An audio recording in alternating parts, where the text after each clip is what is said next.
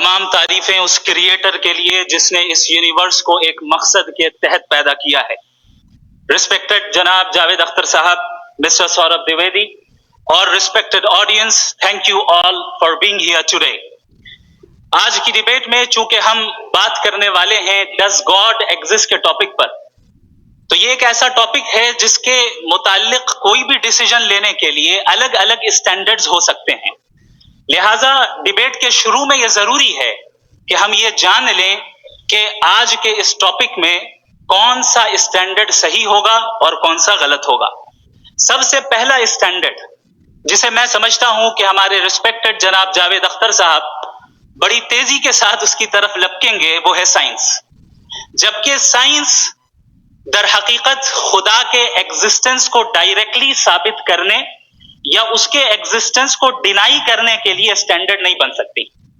और उसकी वजह क्या है, ये मैं नहीं कह रहा, ये वो लोग कह रहे हैं जो साइंस के एक्सपर्ट्स हैं। नेशनल एकेडमी ऑफ साइंस कहती है science doesn't have the processes to prove or disprove the existence of God. Why? क्योंकि साइंस का ताल्लुक एम्पेरिकल एविडेंस से है और एम्पेरिकल एविडेंसेस का ताल्लुक हमारे नेचुरल और फिजिकल वर्ल्ड से है, जबकि गॉड नॉन फिजिकल और सुपर नेचुरल रियलिटी है। लिहाजा नॉन फिजिकल रियलिटी को आप उस टूल के साथ नहीं चेक कर सकते जिसका काम फिजिकल रियलिटी को तलाश करना है। लिहाजा आज इस डिबेट में गॉड की एग्जिस्टेंस को साबित करने या उसे डिनाई करने में साइंटिफिक एविडेंस को एक्सेप्ट नहीं किया जाएगा। दूसरा स्टैंडर्ड हो सकता है रेविलेशन, कि रेविलेशन के जरिए हम यह साबित करें कि गॉड एग्जिस्ट करता है या नहीं। लेकिन यह स्टैंडर्ड भी आज इररेलेवेंट है। क्यों? क्योंकि रेविलेशन मेरे नजदीक सोर्स ऑफ नॉलेज है, वैलिड सोर्स ऑफ नॉलेज है, लेकिन हमारे जावेद अख्तर साहब के नजदीक ये वैलिड सोर्स ऑफ नॉलेज नहीं है। लिहाजा आज की डिबेट में मैं एक भी एविडेंस किसी भी मजहबी स्क्रिप्चर से नहीं दूंगा ताकि जावेद अख्तर साहब के लिए वो अनएक्सेप्टेबल ना हो। तीसरा जो मेयार हो सकता है वो है ऑब्जर्वेशन, कि भाई कोई कहे कि हमें खुदा दिखाओ, अगर है तो दिखाओ, या ये कि खुदा के एग्जिस्टेंस पर एम्पेरिकल एविडेंस दो, तो ये है दर हकीकत गलत टूल का इस्तेमाल करना। ये ऐसा ही है कि जावेद साहब मुझसे ये मुतालबा करें कि मुफ्ती साहब आप मेटल डिटेक्टर के जरिए प्लास्टिक डिटेक्ट करके दिखाएं। अब चूंकि प्लास्टिक डिटेक्ट नहीं हो पा रही है लिहाजा plastic does not exist. No, you are using the wrong tool. इस टूल से प्लास्टिक को डिटेक्ट नहीं किया जाता। लिहाजा मैं समझता हूं कि गॉड के एग्जिस्टेंस पर एम्पेरिकल एविडेंस का मुतालबा करना एक बचकाना मुतालबा है और हमारे रिस्पेक्टेड जनाब जावेद अख्तर साहब इस स्टेज से अब बहुत आगे निकल चुके हैं। अब बचता है एक ही स्टैंडर्ड और वो स्टैंडर्ड है अक्ल, लॉजिक, रीजनिंग। और यही वो स्टैंडर्ड है जिसके तहत गॉड की एग्जिस्टेंस को साबित किया जाएगा या गॉड की एग्जिस्टेंस को डिनाई किया जाएगा। लेकिन चूंकि ये बहुत इंपॉर्टेंट और सेंसिटिव टॉपिक है, इसलिए लॉजिकल आर्ग्यूमेंट भी ऐसा होना चाहिए जो डेफिनेटिव हो, इनडेफिनेटिव ना हो, जो 2 और 2 4 की तरह बिल्कुल वाजे हो, जिसे लॉजिकली रिजेक्ट करना पॉसिबल नहीं हो। फॉर एग्जाम्पल हम कहें हमारे रिस्पेक्टेड मिस्टर सौरभ साहब ये एक इंसान है और तमाम इंसान कॉन्शियस बीइंग है, लिहाजा नतीजा क्या निकला, हमारे सौरभ साहब भी कॉन्शियस बीइंग है। क्या ये इनडेफिनेट आर्ग्यूमेंट है या डेफिनेट आर्ग्यूमेंट है? ये डेफिनेट आर्ग्यूमेंट है। ये 2 और 2 की तरह वाजे है, इसमें किसी तरह जो है लॉजिकली इसको रिजेक्ट नहीं किया जा सकता। तो अगर आज हमारे जावेद अख्तर साहब ऐसी कोई अकली दलील और लॉजिकल एविडेंस दें खुदा के ना होने पर जो डेफिनेट भी हो, तो मैं ये ऐलान करता हूं कि यकीनन मैं उस एविडेंस को कबूल करूंगा और उस पर गौर करूंगा। लेकिन साथ में यह भी ऐलान कर देता हूं प्रेडिक्शन के तौर पर कि ऐसा कोई डेफिनेट आर्ग्यूमेंट कोई नहीं पेश कर सकता। दलील हम देंगे और डेफिनेटिव दलील देंगे, लॉजिकल दलील देंगे, ऐसी दलील देंगे जो एंटायर एथिस्टिक वर्ल्ड उसे रेफ्यूट नहीं कर सकती। चलें अब हम एक एग्जाम्पल सोचते हैं, एक सिनेरियो, सिंपल सिनेरियो, तमाम ऑडियंस से गुजारिश है, हम और आप एक आइसोलेटेड आइलैंड पर हैं, ऐसा आइलैंड जहां पे हमसे पहले कोई कभी नहीं गया।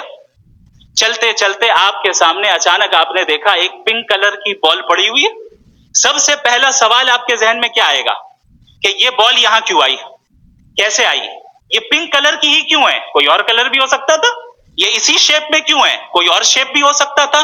नेचुरली आप इस तरफ पहुंचेंगे कि कोई ना कोई है जिसने इन स्पेसिफिक प्रॉपर्टीज के साथ इस बॉल को बनाया है और यहां पे रखा है। चूंकि आप जानते हैं कि ये जो बॉल है इसका एग्जिस्ट करना जरूरी नहीं है, ये एग्जिस्ट कर भी सकती थी, नहीं भी कर सकती थी, और एग्जिस्ट करना ही था तो किसी और फॉर्म में करती, किसी और कलर में करती।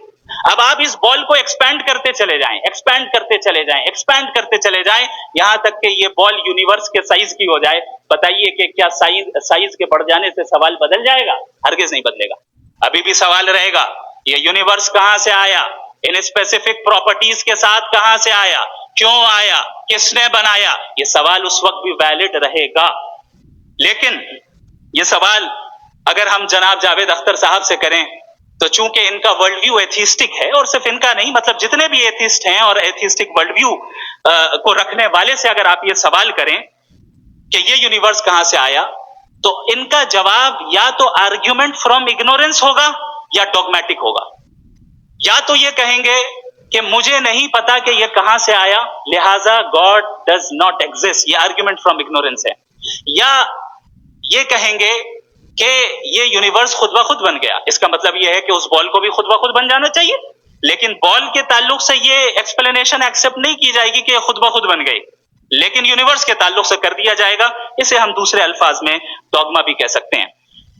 दूसरी चीज, हमारे जावेद अख्तर साहब जरूर गॉड ऑफ गैप्स की मिसाल भी जरूर देंगे, और मिसाल देंगे कि पहले जमाने में बिजलियां कड़कती थी तो लोगों ने किसी एक खुदा की तरफ, और बारिश होती थी तो दूसरा खुदा की तरफ मंसूब कर दिया, उनके पास दलील नहीं थी। ये हमारा वर्ल्ड व्यू है ही नहीं, ये हमारा वर्ल्ड व्यू है ही नहीं, क्योंकि नेचुरल फेनोमेना के प्रोसेस की इंटरप्रिटेशन को जान लेने से ये कहां से साबित हो गया कि गॉड एग्जिस्ट नहीं करता है। इस पर मैं इंशाल्लाह अभी आगे बात करूंगा। आप हजरात ये भी देखेंगे, और मैं ये एक्सपेक्ट करता हूं कि हमारे रिस्पेक्टेड जनाब जावेद अख्तर साहब जरूर इमोशनल आर्ग्यूमेंट्स भी देंगे, जो कि एक लॉजिकल फेलेसी है जब बात आती है ट्रुथ को डिसाइड करने में। क्यों? मिसाल के तौर पर वो कहेंगे कि अगर गॉड है तो इविल क्यों एग्जिस्ट करता है, जबकि मैं कहता हूं इविल का एग्जिस्ट करना गॉड के एग्जिस्ट करने की दलील है, उसके खिलाफ नहीं है। क्योंकि अगर गॉड है तो हम सब उसके सामने अकाउंटेबल हैं, और अगर हम अकाउंटेबल हैं तो अकाउंटेबिलिटी के लिए इविल का मौजूद होना जरूरी है, उसके बगैर हम अकाउंटेबल नहीं हो सकते। और अगर हम अकाउंटेबल नहीं हैं तो हम जनाब जावेद अख्तर साहब से पूछेंगे कि आप बताएं कि फिर सफरिंग इस दुनिया में क्यों है? अगर खुदा नहीं है तो सफरिंग क्यों है? और उन लोगों के जज्बे का क्या जिनके अंदर सफरिंग के बाद इंतकाम लेने का जज्बा पाया जाता है और वो इस दुनिया से ऐसे ही चले गए, क्या उनकी सारी तकलीफें बेकार चली जाएंगी? अब आ जाएं उसी एग्जाम्पल की तरफ कि बॉल, मुझसे अगर कोई पूछे इस बॉल को किसने बनाया, और या इस एक्सपेंडेड बॉल को किसने बनाया, मैं कहूंगा कि चूंकि ये यूनिवर्स और इस यूनिवर्स की तमाम चीजें कॉन्टिंजेंट है। कॉन्टिंजेंट होने का मतलब ये होता है कि जो अपने एग्जिस्टेंस पे किसी के ऊपर डिपेंड करती हो, तो जाहिर है ये यूनिवर्स कॉन्टिंजेंट है। और अगर कोई चीज कॉन्टिंजेंट नहीं है तो मैं रिक्वेस्ट करूंगा कि मुझे दिखा दें कि कौन सी चीज यूनिवर्स में कॉन्टिंजेंट नहीं है, हम भी जरा गौर कर लें और हम भी देख लें। और जब कॉन्टिंजेंट चीजें मौजूद हैं तो फिलोसोफर्स की इस्तिलाह के मुताबिक, हम उस टर्मिनोलॉजी के मुताबिक हम उस जगह तक पहुंचते हैं और उस हस्ती तक पहुंचते हैं जिसे नेसेसरी बीइंग कहा जाता है, कि ये वो नेसेसरी बीइंग है जिसका मौजूद ना होना नामुमकिन हो। क्योंकि अगर ये मौजूद ना हो तो सारी चीजें एग्जिस्टेंस में आएंगी ही नहीं, और ये सारी कॉन्टिंजेंट चीजें उसी के ऊपर डिपेंड करती हैं।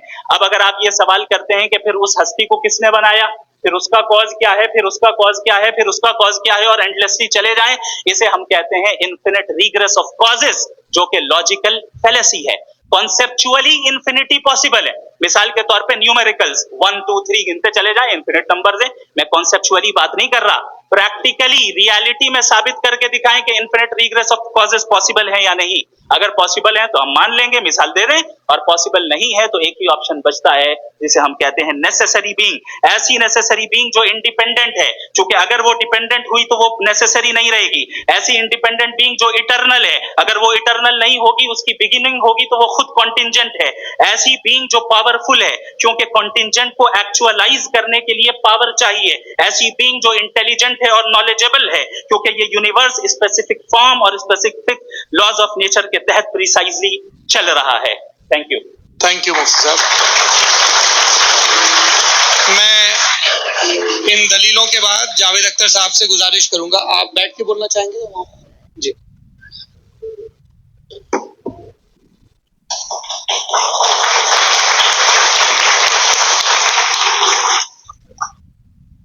पहले तो मैं मुफ्ती साहब को एक अच्छी खबर देना चाहूंगा कि मेरी नॉलेज साइंस के बारे में बड़ी मामूली है, तो आप फिक्र न करें उसकी, लेकिन कुछ कॉमन सेंस है मुझमें। देखिए, ये खुदा का तस्वुर कोई नया तस्वुर नहीं, ये सदियों से रहा है।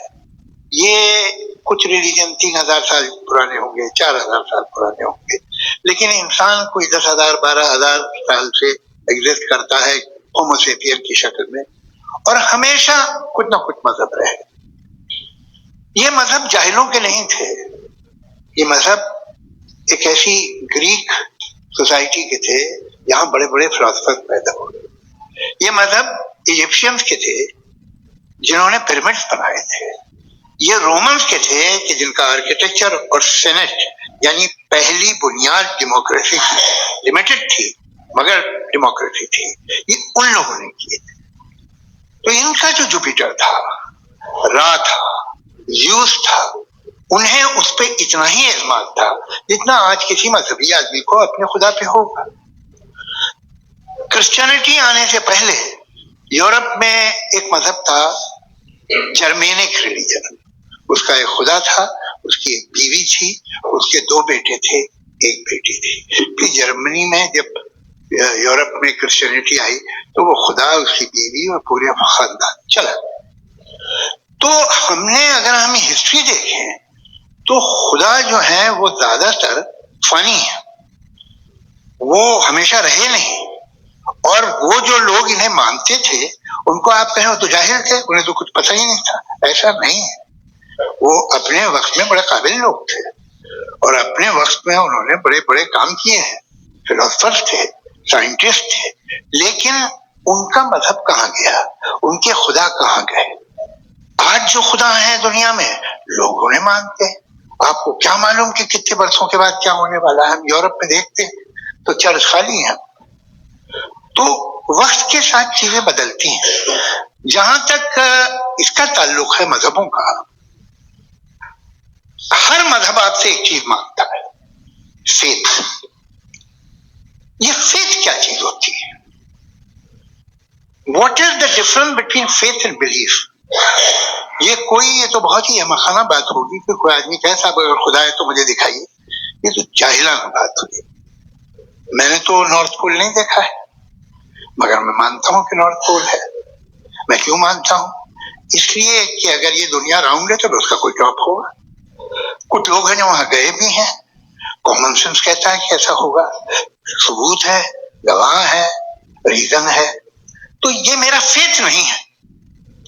तो फेथ में और बिलीफ में डिफरेंस क्या है? जो मजहब मांगता है आपसे, हर मजहब फेथ मांगता। फेथ का मतलब ये है कि ना कोई गवाह हो, ना कोई सबूत हो, ना कोई रैशनल हो, ना कोई लॉजिक हो, ना कोई प्रूफ हो, मगर तुम एक बात को मानो। ये है फेथ। वरना बिलीफ होता। अगर इसमें कुछ भी सबूत होते, गवाह होते, तो फिर इसे आप बिलीफ कहते। जैसे मेरा बिलीफ है कि नॉर्थ पोल है, मेरा फेथ थोड़ी है। फेथ इन तमाम शर्तों को रद्द करता है। तो फिर स्टुपिडिटी क्या है? अगर मैं एक बात ऐसी मानूं जिसकी ना कोई लॉजिक है, ना कोई रैशनल है, ना कोई प्रूफ है, ना कोई गवाह है, ना कोई सबूत है, और मैं उसे मानूं, तो ये स्टुपिडिटी होगी। इसे ही वही कल को मैं यकीन कर लूं कि एलॉन मस्क जो है मेरा भाई है, तो मुझे इंतहाई खुशी होगी, सुकून भी बहुत मिलेगा मुझे। लेकिन और कहे भाई क्यों मानते हो, क्या सबूत है? भाई वो तो अमेरिकन है और तुम तो इंडियन हो, वो तो नस्ल अलग है, तुम्हें कभी मिले भी नहीं। साहब देखिए मेरा फेथ है, इस बात तक किया। फेथ का मतलब ही यह है कि आप प्रूव नहीं कर सकते। अगर आप प्रूव कर सकते हो तो फेथ की जरूरत ही नहीं, फिर तो आप बात करेंगे, आप कितनी बहस कर लीजिए। अल्टीमेटली दुनिया का हर मजहब फेथ पे टिका है, और फेथ का मतलब है एक ऐसा यकीन जिसका कोई सबूत, कोई गवाह, कोई रैशनल नहीं। अब आप ये कहें, क्या आप ये क्यों कह रहे हैं कि साहब ये कायनात किसने बनाई? कमाल यह है कि आपने बताया कि एक आइलैंड पे गए और एक बॉल देखी। आपने ये नहीं कहा कि आइलैंड किसने बनाया, आपको सिर्फ बॉल पे हैरत हुई। हमने आइलैंड पे हमने हैरत नहीं की, होते हैं आइलैंड। इसी तरह ये आइलैंड है, सितारे, ये गैलेक्सीज, ये सब आइलैंड हैं खला में। हम उन्हें टेकन फॉर ग्रांटेड लेते हैं, हम पूछते नहीं कैसे बनाए। आपने जजीरे के बारे में नहीं पूछा है। मेरी पैदाइश कैसे हुई? क्या मैं प्लान पैदा हुआ था? I was plan to be born, या एक लकी स्पर्म था जो किसी एक से चिपक गया? मेरी पैदाइश रैंडम।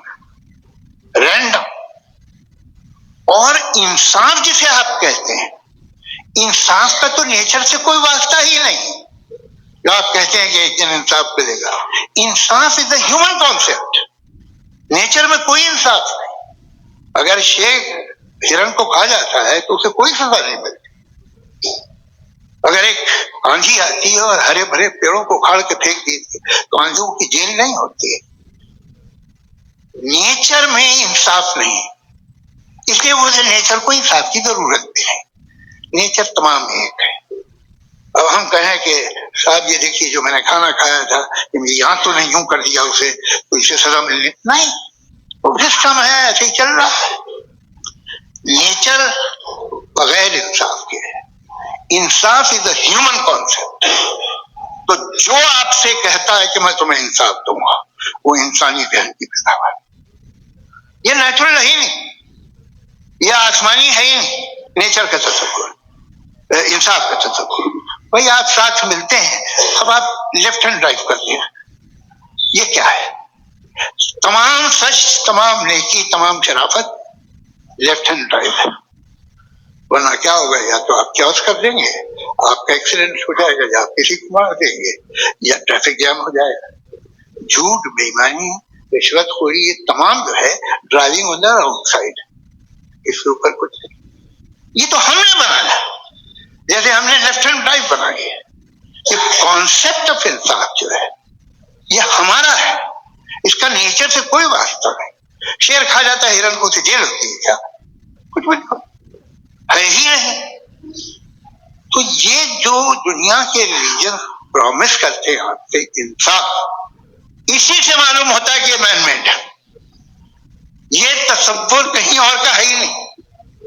जो नेचर है, कुछ लोग कहते हैं नेचर ही खुदा है, तो नेचर में तो इंसाफ नहीं कहीं। और आप वादा कर रहे हैं कि तुम्हें मरने के बाद इंसाफ मिलेगा। मुझे अगर मिलेगा तो मैं बहुत खुश हूंगा, लेकिन मैं यकीन नहीं कर पाता हूं, इसलिए कि मैं फेथ नहीं पैदा कर सकता।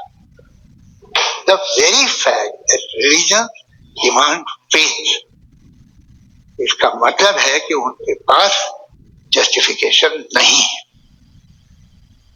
अच्छा था, फिर रिलीजन अगर मॉडरेशन में है, कोई सा भी नहीं, वो आप में कुछ खूबियां भी पैदा करता होगा, देखिए उससे ये फायदा है, वो फायदा है। अल्कोहल जो है वो ज्यादातर दवाओं में यूज होती है, और एक सर्वे किया गया था अमेरिका में कि लॉन्जिटिविटी किन लोगों की है। तो एक तरफ वो लोग थे जो शराब पीते ही नहीं थे, और एक तरफ वो थे जो एक बोतल शराब रोज पीते थे। सबसे ज्यादा लंबी उम्र होती है जो 2 पैक नाप के शराब पीते हैं और खाना खाते हैं। मगर हम शराब को बुरा समझते हैं, मैं भी बुरा समझता हूँ। क्यों? ऐसा होता नहीं। कुछ चीजों में आदत होती है जो बढ़ती है। आज तक में एक आदमी दूध पीता है, आप 10 साल बाद भी मिलेंगे तो एक ही गिलास पीता होगा। ऐसा नहीं होता सुबह से दूध पीता रहता है। मिल्कोहलिक मैंने नहीं देखे, अल्कोहलिक होते हैं। ये टेंडेंसी है मजहब की कि वो बढ़ता है, जैसे कैंसर बढ़ता है, जैसे शराब बढ़ती है। कुछ लोग होंगे जो उसे सही तरह से यूज करते हैं। मुझे यकीन है कि हमारे मुफ्ती साहब भी उनमें से एक हैं, बहुत खुशी हुई मुझे इनसे मिलकर। लेकिन कितने लोग हैं कि आज आप देखते हैं दुनिया में जो तबाहियां हैं, इनमें कितना हाथ है उन लोगों का जो बिलीवर कहते था मजहब ये नहीं कहता, ना कहता होगा, मगर जब ये मजहब पीते हैं तो ऐसे बिहेव करते हैं। थोड़ा सा अगर हो तो शायद बहुत अच्छी बात, लेकिन शराब थोड़ी सी नहीं रहती, उसमें टेंडेंसी है पहले। थोड़ा सा अगर 2-3 कैंसर के सेल हो ना बॉडी में तो आदमी स्लिम रहेगा, लेकिन वो 2-3 सेल नहीं रहते, वो मल्टीप्लाई होते हैं। जावेद साहब टाइम पूरा हो गया। टाइम हो गया तो बस बात खत्म हो गई। अच्छा, मुझे कुछ और कहने को था भी नहीं।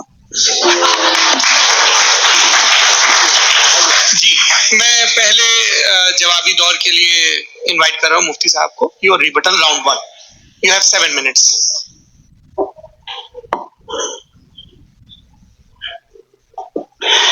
Thank you very much Javed साहब, आपकी बात को सुनकर बड़े महजूज हुए हम लोग। महजूज, do you understand? We enjoyed. Okay, अब थोड़ा सा लॉजिकली उसको हम लोग दरअसल हम लोगों ने कल गुजारिश की थी मुफ्ती साहब से भी, जावेद साहब से भी, कि हिंदुस्तानी जबान आम फहम सबको समझ में आ जाए और जहां कहीं आप मुश्किल शब्द इस्तेमाल करें वहां बताते भी चलें। Thank you.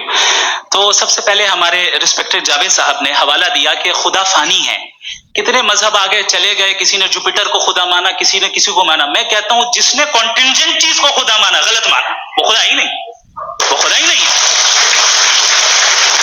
हम तो नेसेसरी बीइंग को साबित करने बैठे हैं, वो नेसेसरी कॉज जो इटरनल है, जो अबदी भी है और अजली भी है, हम किसी और को साबित करने नहीं बैठे। दूसरी चीज उन्होंने कहा कि फेथ एंड बिलीफ, ये एक ऐसी डेफिनेशन है फेथ की जो इन्होंने पहली मर्तबा पेश की है, या माफ कीजिएगा इन्होंने पहली मर्तबा पेश नहीं की है, रिचर्ड डॉकिंस ने पहली मर्तबा पेश की है। मुझे मालूम है ये सोर्स कहां से है। एपिस्टेमोलॉजिकली फेथ और बिलीफ का फर्क आप इस तरह नहीं कर सकते सर। फेथ सही भी होता है, गलत भी होता है, बिलीफ सही भी होता है, गलत भी होता है। जो लॉजिक, रीजन और एविडेंस से बैक्ड होगा वो फेथ सही होगा। और आप जिस फेथ की बात कर रहे हैं कि इलॉजिकल है और उसके पीछे नहीं है, तो we are on the same page. हम नहीं मानते उस फेथ को, जो फेथ ऐसा हो जिसके पीछे कोई लॉजिक ना हो, एविडेंस ना हो, हम नहीं मानते। हम तो उस फेथ के कायल हैं जिसके पीछे लॉजिक हो और एविडेंस हो। तो बिलीफ सही भी होता है, गलत भी होता है, फेथ भी सही होता है और गलत भी होता है। तो आज फेथ और बिलीफ के डिफरेंस पे बात नहीं हो रही है।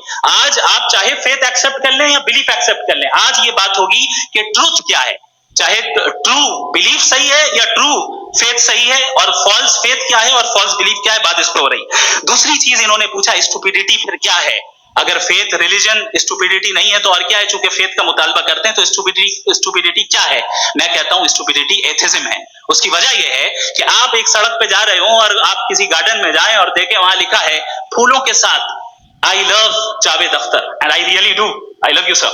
तो जब आप वहां पर पहुंचे तो वहां पहुंचकर अब ये बताएं, क्या आप ये कहेंगे वाह व्हाट अ नेचुरल सिलेक्शन? ये क्या नेचुरल सिलेक्शन है? नहीं, ये प्रिसाइजली डिजाइंड है, इसके पीछे डिजाइनर है।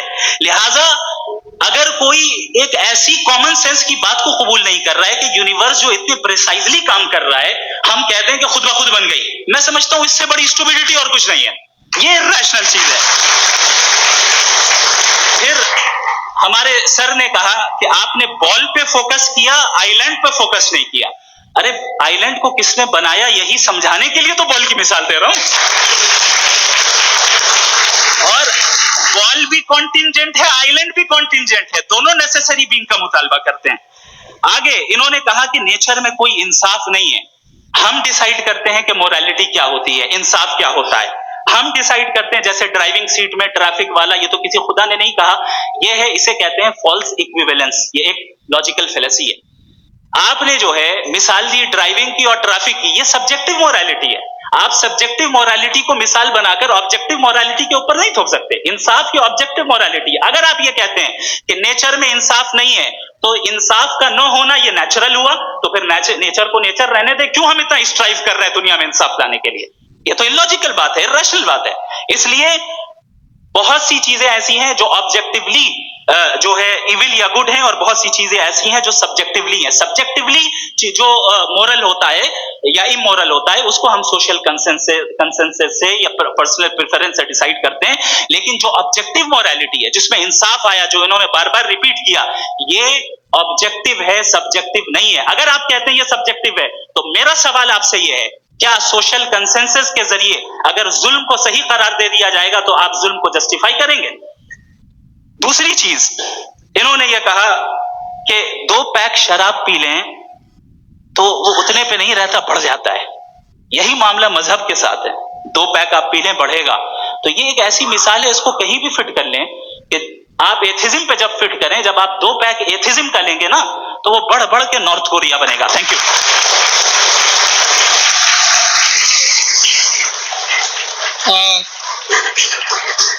फर्स्ट राउंड की रिबटल के लिए मैं जावेद साहब को इनवाइट कर रहा हूं। आपके पास 7 मिनट का वक्त है, रीसेट कर दीजिएगा प्लीज। मुझे इस बात की खुशी है कि मुफ्ती साहब ने भी मान लिया कि नेचर में कोई इंसाफ नहीं है। तो कोई भी चीज जो इंसान ने नहीं बनाई है उसमें इंसाफ नहीं होता है। एक बात मैं आपसे अर्ज करूं, जरा पता लगा लीजिएगा, ये जो आप बाग में जाते हैं बेहद खूबसूरत फूल देखते हैं ना, इनमें से कोई नेचुरल नहीं। ये सारे फूल क्रॉस करके बनाए गए हैं। जो जंगल में फूल होते हैं निहायत मामूली होते हैं, ये फूल इंसानों ने बनाए हैं। जो आप बाग में देख के वाह वाह कहते हैं, ये इंसानों के बनाए हुए डिफरेंट फूलों को क्रॉस करके, डेवलप करके, फिर क्रॉस करके इस तरह से बनाए गए नेचुरल फ्लावर नहीं। किसी जंगल वीरान में जाके आप गुलाब के फूल नहीं देखेंगे, ये सब बनाए हुए इंसान है। बहुत से काम इंसान ने किए हैं। बाकी है कि आपने मेरी एक बात का जवाब नहीं दिया, जिससे मुझे शिकायत है कि फेथ क्या है और आप फेथ मांगते क्यों हैं मुझसे? आप तो लॉजिकल हैं, आपके पास तो सारे रैशनल हैं, आपके पास सारे सबूत हैं, तो आपको फेथ की डिमांड क्यों करते हैं कि भाई तुम सरेंडर कर दो और सवाल मत करो?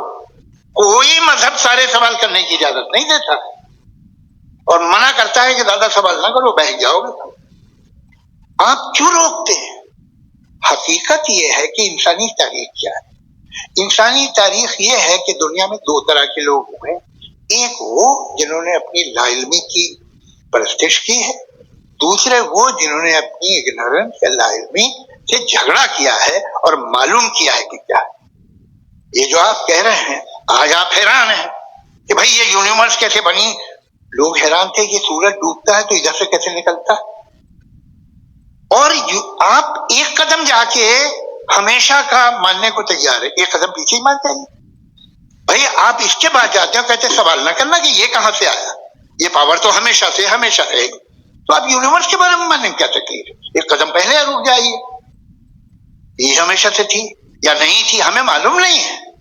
और ये कहना कि हमें मालूम नहीं है, कमाल ये है कि दुनिया के सारे मजहब सब जानते हैं ये दुनिया कैसे बनी थी, कैसे मिटेगी, मरने के बाद क्या होगा, इनको सब इल्म है। इनको किसी को डायनासोर होते थे पहले ये नहीं पता था, किसी को नहीं पता। किसी भी दुनिया की मजहबी किताब में डायनासोर का जिक्र नहीं, लेकिन बाकी सब बातें, how to make universe in 4 easy lessons and बाकी सब पता है। जिसको सब पता है वो गड़बड़ है।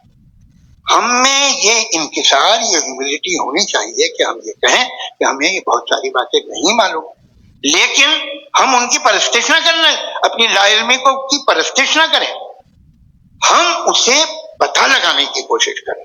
जिस दुनिया में आप बैठे हैं सर, ये हॉल जो है, ये इलेक्ट्रिसिटी जो है, ये माइक जो है, जिस हवाई जहाज से आप आए थे, वो जिस कार से आप यहाँ आए हैं, ये सब उन लोगों की बनाई हुई जिन्होंने सवाल किए थे। ये दुनिया जिसमें आप आज आराम से हैं, ये उन लोगों की बनाई है कि जिन्होंने सवाल किए थे, और हर स्टेज पे इन सवालों को मकरूह कहा गया था, गलत कहा गया था। आप जरा तारीख पढ़िए, बड़ी दिलचस्प किताब है बर्ट्रैंड रसेल की, जिसमें उसने रिलीजन एंड साइंस कि कब से रिलीजन जो है साइंस के अगेंस्ट है, और हद तो यह है कि भाप के इंजन के खिलाफ थे, स्टीम इंजन के भी खिलाफ थे, और फतवे हुए उन पे, वेटिकन ने दिए। तो ये हमेशा, अभी जैसे ही ये राइट फिंगर आते हैं अमेरिका में पावर में, तो वो जो अपना ये क्या बोलते होते सीड, क्या बोल रहे सीड, क्या जो नहीं सीड तो होते जी, नहीं भाई, वो जो ह्यूमन बॉडी के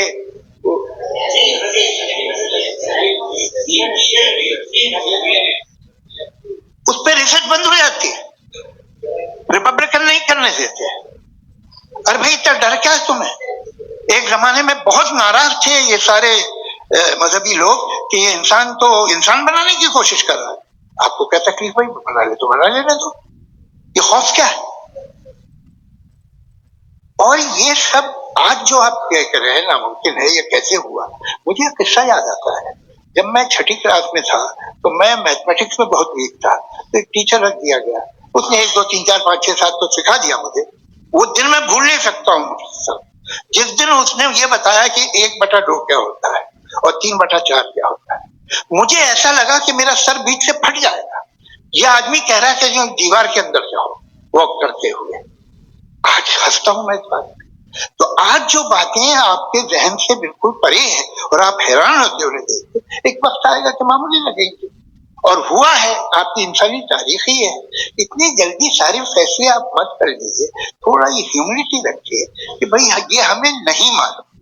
ये कहने में क्या है, ये यूनिवर्स कहां तक फैली, ये कब से है और कब तक रहेगी, हमें नहीं मालूम। आपने फैसला कर लिया कब बनी, ये आपके हिसाब से कोई 14 बिलियन ईयर बने जो समझा जाता है।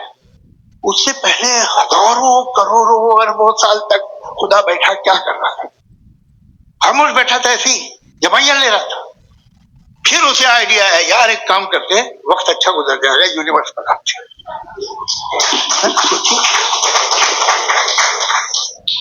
वो तो हमेशा से है ना, मगर यूनिवर्स हमेशा से नहीं है, ये तो बनाई गई है। और उससे पहले क्या था, इनका क्या काम था? ये बड़ा आसान है, जो बात हमें आज धीरे धीरे पता चली है। बरसों 2000 और 2500 साल पहले आपको किसी ने बता दिया कि क्या था, आप मान गए, और तब से वही मान रहे हैं जो 2500 साल पहले कहा गया। सब कुछ बदल गया है, सॉल्व हो रही है चीजें। अभी साइंस बिल्कुल दावा नहीं करती, या कोई फिलोसफर ये दावा नहीं करता कि हमें सब मालूम, बल्कि वो कहता है कि हमें जितना मालूम होता है उससे ये मालूम होता है कि हमें कितना कम मालूम। तो हम अपनी जहालत से लड़े, उसकी परस्तिश न करें। जी, time up. Thank you so much. मैं तर्कों की श्रृंखला में राउंड 2 के लिए अब मुफ्ती साहब को आमंत्रित कर रहा हूं। आपके पास एक बार फिर से 7 मिनट का वक्त है। शुक्रिया। जनाब जावेद अख्तर साहब कई मर्तबा दोहरा रहे हैं कि फेथ का मतलब बताइए, फेथ का मतलब बताइए। मैंने बता दिया, फेथ सही भी होता है, गलत भी होता है। और आज हम फेथ पे बात नहीं कर रहे, हम ट्रूथ और डज गॉड एग्जिस्ट पे बात कर रहे हैं। क्या डज गॉड एग्जिस्ट, ये ट्रूथ यानी गॉड है या नहीं है, इसमें से दोनों ट्रूथ क्या है। अब आप उसे फेथ कह लें, बिलीफ कह लें, नॉट माई बिजनेस। उसके बाद आपने कहा कि भाई सवाल करने से मजहब रोकता है। मैं कहता हूं जो रोकता है वो रोकता होगा, मैं नहीं रोकता, बल्कि सवाल करें, सवाल करना चाहिए। सवाल कर करके तो हम आगे बढ़ते हैं, तरक्की करते हैं, और इसीलिए मैं आज यहां पे आया हूं। लेकिन सवाल सिर्फ खुदा से नहीं होगा, आपसे भी होगा। सवाल एथिज्म से भी होगा, सवाल सिर्फ मजहब से नहीं होगा, सबसे होगा। और आज मैं सवाल करूंगा और उम्मीद है कि आप जवाब देंगे। अभी तक आपने वैसे कॉन्टिंजेंसी आर्गुमेंट का कोई जवाब नहीं दिया। चलें, आपने कहा यूनिवर्स के बारे में इटर्नल क्यों नहीं बोल देते। ये चूंकि लॉजिकली पॉसिबल ही नहीं है कि यूनिवर्स इटर्नल हो।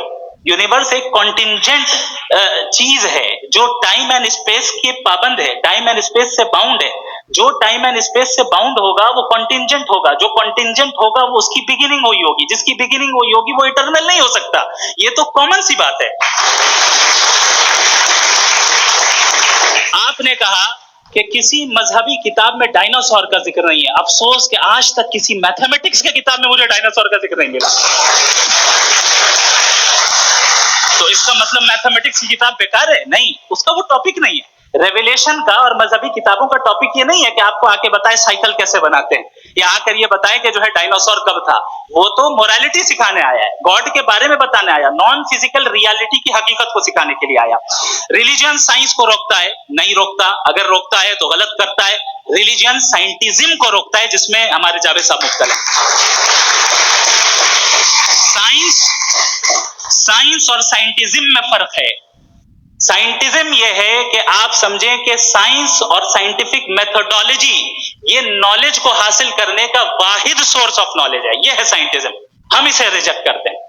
हम साइंस को तो तरक्की करते हैं, भाई आप हमारी पूरी तारीख कर लें, पढ़ लें तो आपको पता चल जाएगा। बहरहाल ये अलग टॉपिक है। उसके बाद इन्होंने एक लफ्ज कहा, वेटिकन ने फतवा दिया। वेटिकन का फतवे से कोई ताल्लुक नहीं है, दोनों कॉन्ट्राडिक्टरी अल्फाज हैं। उसके बाद उन्होंने कहा कि भाई हमें नहीं मालूम। अगर नहीं मालूम तो क्लियरली कह देना कि नहीं मालूम है, इसमें क्या हरज है। तो वही तो मैं कह रहा हूं ना कि आप कह दें कि नहीं मालूम, लेकिन क्लेम क्यों कर रहे हैं कि गॉड एग्जिस्ट नहीं कर रहा है। आप कह दें नहीं मालूम है, हो सकता है हो सकता ना हो, लेकिन आप क्लेम कर रहे थे। The moment you say God does not exist, this is a claim, and now the burden of proof is upon you too, जैसे हमारे ऊपर है। और क्यों है मैं बताता हूं, क्यों है ये भी मैं बताता हूं। फिलोसॉफिकली जो क्लेम होता है ना, सिर्फ ये नहीं होता कि इंसान कहे पॉजिटिव क्लेम करे और नेगेटिव क्लेम करे तो बर्डन ऑफ प्रूफ नहीं है। आप मिसाल के तौर पे मैं कहूं कि फुला उस कमरे में कोई नहीं है, मैंने एक नॉलेज का क्लेम किया है। उस कमरे में कोई नहीं है, मैंने एक नॉलेज का क्लेम किया। या तो मैं कहूं मुझे नहीं पता, हो भी सकता है नहीं भी हो सकता है, this is not a claim. लेकिन जब मैं कह रहा हूं कि वहां कोई नहीं है, या मैं कह रहा हूं वहां कोई है, दोनों क्लेम है और दोनों के ऊपर बर्डन ऑफ प्रूफ है। हमारे ऊपर भी बर्डन ऑफ प्रूफ है, मैंने कंटिजेंसी आर्ग्यूमेंट दिया, इसे तोड़कर दिखाइए। आखिरी चीज, इन्होंने कहा कि खुदा दुनिया बनाने से पहले 150 साल पहले या करोड़ों साल पहले क्या कर रहा था। अरे हजरत, चलें बहरहाल मैं जवाब दे देता हूं। आप हमारे रिस्पेक्टेड पर्सनालिटी हैं, अगर आप नहीं होते तो मैं ऐसे एंटरटेन ही नहीं करता। टाइम ये 100 साल पहले या 100 साल बाद, पहले बाद में अभी, ये वो अल्फाज है जिनका ताल्लुक टाइम से है। टाइम शुरू ही हुआ है यूनिवर्स की बिगिनिंग के बाद, तो उसके पहले खुदा क्या कर रहा था, सवाल इलॉजिकल है, ये फेलेसी है। यानी आप ये कह रहे हैं कि यूनिवर्स के बनने से पहले खुदा क्या कर रहा था। टाइम के बनने से पहले, पहले का ताल्लुक टाइम से, टाइम उस वक्त था ही नहीं, तो ये सवाल ही इनवैलिड है खुदा के ताल्लुक से। दूसरी चीज, आर्ग्यूमेंट ऑफ कंटिजेंसी जो मैंने आपके सामने पेश की है, आपने बार बार ये प्रूफ किया और ये कह रहे हैं कि गॉड ऑफ गैप्स। देखिए पहले नहीं मालूम था, साइंस ने कर दिया। सिंपल्स की मिसाल से मैं समझा देता हूं। जिस गैप्स की आप बात कर रहे हैं ना, साइंस उन गैप्स को जिन चीज के जरिए भी प्रूव करेगा वो कंटिजेंट ही होगा। अब चाहे वो फोर्स हो, मैटर हो या एनर्जी हो। लिहाजा सवाल हमारा उस वक्त भी वैलिड होगा जब तक कि आप नेसेसरी बीइंग पे ना आ जाएं। और इन्फिनिट रिग्रेस पॉसिबल नहीं है of causes in practical world, तो जाहिर है कहीं रुकना पड़ेगा, जहां रुकेंगे वही खुदा है। दूसरी चीज, आपने ये कहा, क्या कह रहा था मैं इस point, what oh no after that just now, हाँ जहां रुकेंगे वही खुदा है। बहरहाल तो टाइम का जिक्र हो गया, गॉड ऑफ गैप, सॉरी या इसकी एक मिसाल आप ले लें। एक कार है, एक साहब ने देखा कि भाई कार जो है उसके व्हील्स कितने अच्छे लगे हुए हैं, सही जगह पे, स्टीयरिंग जो है कितने अच्छे जगह पे लगी हुई, और सीट्स कितने वेल डिजाइंड है, कितनी प्रिसाइजली ये कार काम कर रही है। तो जरूर कोई ना कोई इसे क्रिएट किया है, किसी ने क्रिएट किया है। अब जावेद साहब आए और कहे अरे जनाब बोनेट खोलिए, इसमें इंजन है, इंजन इस कार को चला रहा है, hence prove no one has created the car. This is illogical, this is irrational.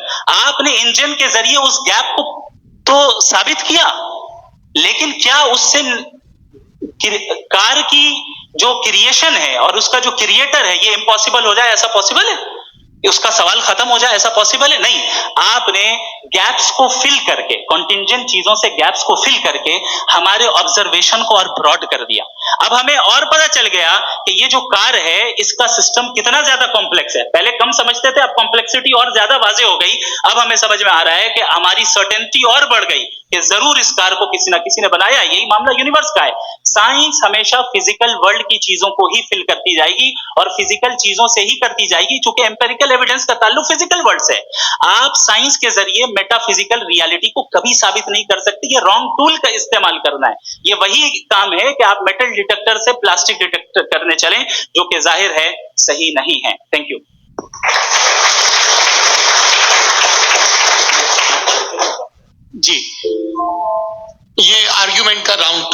7 minute. पहले तो मैं आपसे अर्ज करूं कि आपने कहा कि जब कायनात ही नहीं थी तो वक्त भी नहीं था, कुछ भी नहीं था। कैसे नहीं था? खुदा था, एक एग्जिस्टेंस तो था ना खुदा का। तो जब खुदा था तो वक्त भी होगा। ऐसा नहीं कि कुछ भी नहीं था, खुदा था। अच्छा, बाकी एक आपने कहा साहब आप साबित कीजिए, आपके पास भी लॉजिक है या मेरे पास भी लॉजिक आता है। मेरा जिम्मेदारी नहीं है साबित करना कि खुदा है। बर्टन रसल ने बड़ी अच्छी बात कही। बर्टन रसल ने बड़ी अच्छी बात कही। मैं आपसे अगर ये दावा करूं कि एक चाय की केतली मरीख के चारों तरफ घूम रही है, मार्स के चारों तरफ, तो ये आपका काम नहीं है कि आप साबित करें कि कोई चाय की केतली नहीं है। ये मेरा काम है, मैंने दावा किया है। ये दावा तो मजहबी लोग करते हैं कि खुदा है। मैं क्यों साबित करूं कि नहीं है? जब तक आप मुझे कन्विंस नहीं कर दें मैं नहीं मानूंगा। आपकी जिम्मेदारी है, मेरी जिम्मेदारी नहीं है। स्वयं ये कि ये जो आप कह रहे हैं जो गैप्स हैं, ये गैप जब जब किसी मजहब को चैलेंज करते हैं, जब ऐसा कोई बात आती है तो हंगामा हो जाता है कि जब वो चैलेंज करें किसी फेथ को।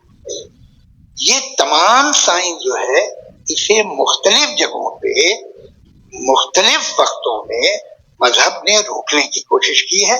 ये किताब है religion and science Burton Russell की, पढ़िएगा, अच्छी लगेगी आपको।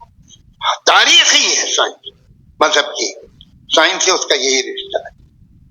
अच्छा, अब ये हम सोचें कि बहरहाल ये वजूद जो है मजहब और ये बिलीव इन गॉड इंसान को बेहतर बना देता है। तो एक काम कीजिए, हिंदुस्तान वर्ल्ड का नक्शा लीजिए और मार्क कीजिए कि रिलीजन कहाँ कहाँ जाता है, कहाँ कहाँ, चाहे वो लैटिन अमेरिका हो या मिडिल ईस्ट हो या फार ईस्ट हो या हिंदुस्तान के वो इलाके जहां मजहबियत ज्यादा है। रख दीजिए नक्शा अलग।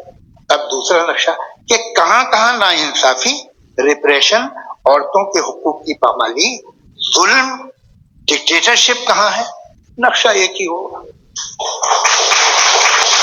तो आप मुझे बताएं कि जो इसका तरकीब इस्तेमाल क्या है, खुदा का तरकीब इस्तेमाल तो बताइए। आप छोटी सी दवा सड़क पे बेचते हैं उसकी भी तरकीब इस्तेमाल बता दें। इसके इस्तेमाल से तो फायदा नहीं होगा किसी को। जो सारे के सारे खराब मुल्क हैं, खराब समाज है, वो सारे जुल्म खुदा के नाम पे करते हैं। वो गलत करते हैं, सही करते हैं, मुझे क्या लेना देना उससे। इस्तेमाल से मालूम होता ना। एक विस्की की बोतल कभी शायद देखी हो आपने, लाल रंग की होती है, उस पर रोशनी और छपड़े इंतहाई खूबसूरत लगती है, क्या बिगाड़ रही है किसी, उसका इस्तेमाल गलत है, इसलिए आप उसे नापसंद करते हैं। इसका इस्तेमाल गलत है, इस तसव्वुर का इस्तेमाल ही गलत है और हमेशा से गलत हुआ है। और देखिए इंसानी तारीख देख लीजिए, आज देख लीजिए, हिंदुस्तान देखिए, दुनिया देखिए क्या हो रहा है। इसे कैसे इस्तेमाल कर रहे हैं फेथ वाले लोग? क्या फेयर हैं, जस्ट हैं, जो अपने खुदाओं पे यकीन रखते हैं? वो किस तरह के लोग? वो लोगों को इंसाफ देते हैं, वो बेहतर इंसान बने। तो इस दवा का फायदा क्या है? चलो बहुत फायदा हो रहा तो मैं इस्तेमाल कर लूंगा, मैं मुझे तो इस दवा का कोई फायदा दिखता ही।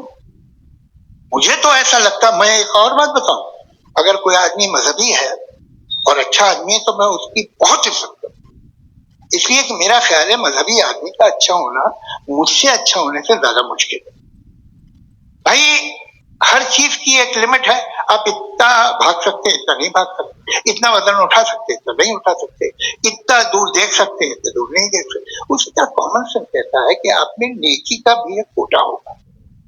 अब आप अगर सुबह जाते हैं अपनी इबादत गाह और इबादत करते हैं तो बाहर निकलते हैं तो आप तो यही महसूस करते हैं कि आपने एक बहुत अच्छा काम किया, आपकी नेकी का एक बहुत बड़ा कोटा खर्च हो गया जिससे किसी को कोई फायदा नहीं। मैं तो नहीं जाता हूँ तो मुझे तो किसी को खाना खिलाना पड़ेगा, किसी बेवा की मदद करनी पड़ेगी। मैं अपना कोटा कैसे कंज्यूम करूं? आप अपना कोटा, सारे मजहबी लोग इंतहाई यूजलेस कामों में यूज करते हैं। उसके बाद भी अगर आप में बच्चे थोड़ी सी शराफत, तो भाई वाह क्या।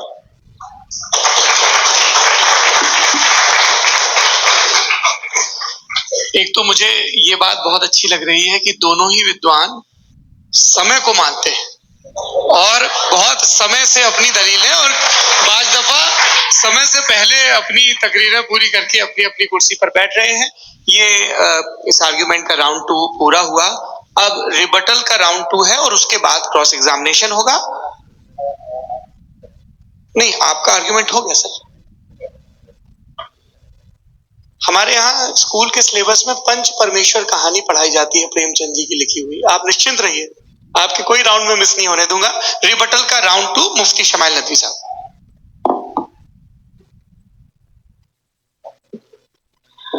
असल में जो हकीकी प्रॉब्लम है, असल प्रॉब्लम है वो ये है कि जावेद साहब के पास कॉन्सेप्ट ऑफ गॉड क्लियर नहीं है। इन्होंने कहा कि कायनात से पहले खुदा तो था, तब भी तो टाइम होगा। कि टाइम कायनात का हिस्सा है।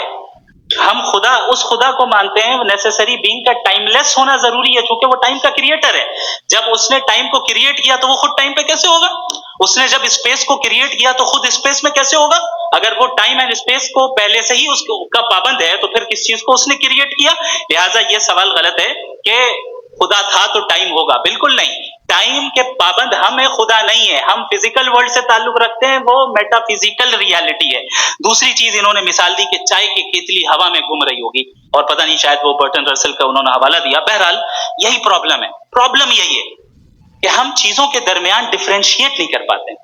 ये जो आपने मिसाल दी ये इमेजिनेशन है, और मैं जो साबित कर रहा हूं वो लॉजिकल नेसेसिटी है। आप इमेजिन करना है तो कुछ भी करें, जुपिटर में पिंक एलिफेंट होगा, यूनिकॉर्न होगा, करें, उससे कायनात पे क्या फर्क पड़ता है? उससे आप लॉजिकल नेसेसिटी साबित नहीं कर सकते। मैं तो उस प्राइम कॉज की बात कर रहा हूं, उस नेसेसरी बीइंग की बात कर रहा हूं जिसके बगैर इस कायनात का एग्जिस्टेंस मुमकिन नहीं है। दूसरी चीज, मजहब को साइंस चैलेंज करती है वगैरह वगैरह, ये हमारा टॉपिक ही नहीं है। मैं इस पे बात करूंगा तो फिर मेरा वक्त चला जाएगा। मजहब के ऊपर चूंकि हमारी डिस्कशन नहीं है, साइंस को मजहब और बिलखुसूस मैं और हमारा वर्ल्ड व्यू कम से कम साइंस को पीछे नहीं करता है, साइंटिज्म की मजम्मत करता है। इसकी वजाहत मैंने पहले कर दी। दूसरी चीज इन्होंने कहा वर्ल्ड का नक्शा लीजिए, वर्ल्ड मैप लीजिए, तो अलग अलग जगह की। हजरत मैंने ये होमवर्क किया था, और मैंने मिडिल ईस्ट का एक नक्शा लिया और यूरोप का एक नक्शा लिया। ये मजहबी इलाका और ये लिबरल और एथीस्ट इलाका। मुझे पता चला कि सबसे ज्यादा रेप केसेस जो है वहां पर है।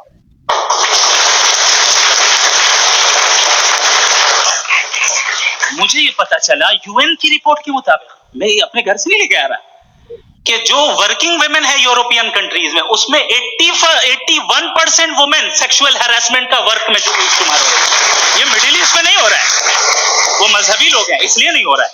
दूसरी चीज आपने ये कहा कि मजहबी आदमी का अच्छा होना हमारे अच्छे होने से बहुत मुश्किल है, बहुत मुश्किल है। तो इसका मतलब यह है कि गॉड के अलावा आपके पास अच्छे और बुरे का कोई स्टैंडर्ड है। मैं चाहूंगा कि कन्वर्सेशनल स्टाइल वाली डिस्कशन और सेगमेंट पे इसी पे बात कर लेते हैं। Thank you very much.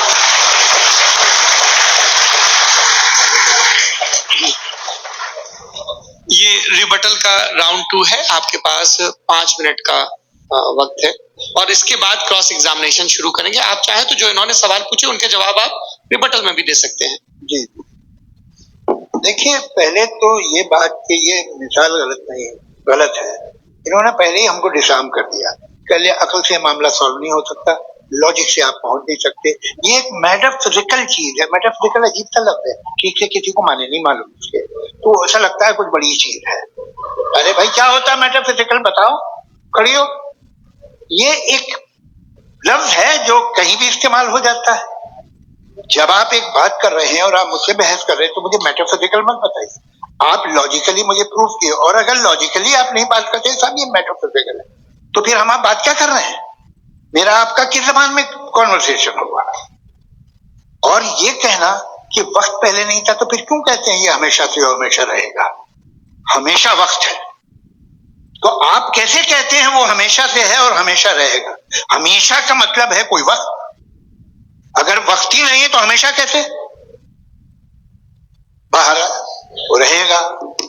अब मैं ये देखता हूं, आपने कहा ना कि वहां रेत ज्यादा होते हैं, तो हम एक बात देखते हैं, ये दुनिया जिसपे वो कादर मुतलक है, जिसकी मर्जी के बगैर पत्ता भी नहीं होता, ओमनीपोटेंट है, ये दुनिया चल कैसे रही है?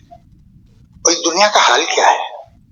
45,000 बच्चे जो 10 साल की उम्र से कम थे वो गाजा में मरे हैं। भूख से काला हांडी में बच्चे मरते हैं और डिप्थीरिया से मरते हैं। डिप्थीरिया अजीब मर्ज है, गले में जाली बनना शुरू होती है, बच्चा नीला हो जाता है, गरीब का बच्चा। इसलिए क्यों मासूला ये कादरे मुतलक है जो चाहे कर दे। इसलिए आप दुआएं मांगते हैं हमारी ये काम कर दे वो कर दे, तो इसका मतलब डे टू डे लाइफ में वो इंटरफेयर करता है और ये देख रहा है वो। अगर वो वाकई भी है फॉर डिस्कशन से, तो मैं जब दुनिया देखता हूं तो मेरे दिल में उसके लिए कोई इज्जत नहीं पैदा होती। ये क्या कर रहे हो तुम पूरे ऑल पावरफुल हो, ओमनीपोटेंट हो, ओमनी प्रेजेंट हो। तुम तो वहां गादा में रहे होगे ना, तुम हर जगह हो। तुम देख रहे थे कि बच्चे की कैसे धज्जियां उड़ गई, तुम देख रहे थे और तुम चाहते हो मैं तुम्हारी परस्तिश करूंगा, तुम हो भी। अरे यार इसके अच्छे तो हमारे चीफ प्राइम मिनिस्टर हैं, कुछ तो ख्याल करते हैं। आप किसकी इबादत कर रहे हैं? अगर वो है भी, ये दुनिया नाइंसाफी से, जुल्म से, जबर से, तशद्दुद से भरी हुई है। और आप ये मत कहिएगा कि वो देख रहा है और वो बताएगा एक दिन। अगर वो देख रहा है और इंटरफेयर नहीं करता तो आप दुआ क्यों मांगते? आप कहते हैं मेरा ये काम करा दे, इसके मतलब है वो दखल दे सकता है, वो आपको नौकरी दिलवा सकता है, भले दूसरे आदमी को ना मिले, मगर आपका काम कर देगा चूंकि आपने दुआ मांगी है। तो जब वो आपको नौकरी दिला सकता है, लड़की की शादी कर सकता है, बेटे को ग्रीन कार्ड दिलवा सकता है, तो कम से कम ये जो मर रहे हैं बच्चे इनको रोकते कुछ तो कर। मुझे तो दुनिया में इस दुनिया का कोई मालिक है, इसका ओमनीपोटेंट कोई रूलर है और ये दुनिया ऐसी चल रही है। मैं तो चाहूंगा कि भाई ना हो, अगर हो तो बड़ी शर्मिंदगी की बात है। शुक्रिया।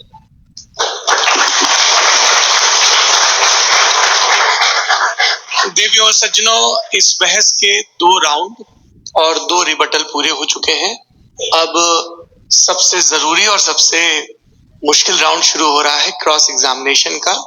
अब इन विद्वानों की सज्जनता की एक परख भी होगी और वक्त हमने 16 मिनट का तय किया है।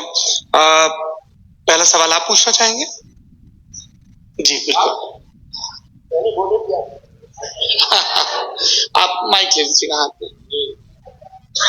नीचे से जी मैं ये डायस बता सकते हैं क्या हम थोड़ा क्विकली? डायस पीछे कर दीजिए बस थोड़ा सा, ताकि ये जो दाएं बाएं लोग बैठे हैं इसे हटा दीजिए, अब हम वहां तो जाने वाले नहीं। आराम से आराम से दोनों तरफ से हटा दीजिए।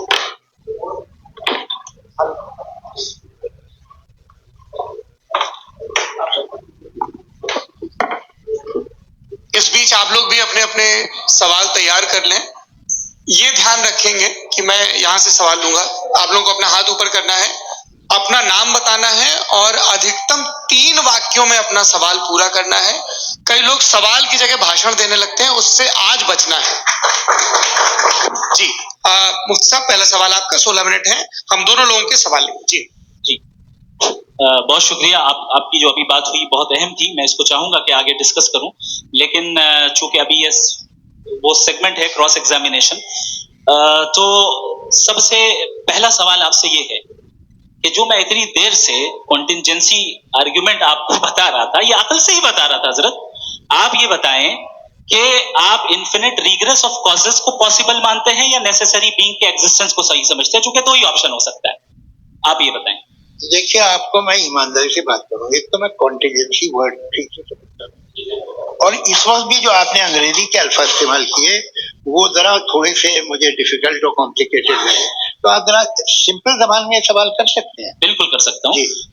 यूनिवर्स की हर चीज कॉन्टिंजेंट होने का मतलब ये है कि वो अपने एग्जिस्टेंस में किसी के ऊपर डिपेंडेंट है। जो भी चीज डिपेंडेंट होगी वो चीज इंडिपेंडेंट नहीं हो सकती, तो उसका कोई ना कोई कॉज होगा।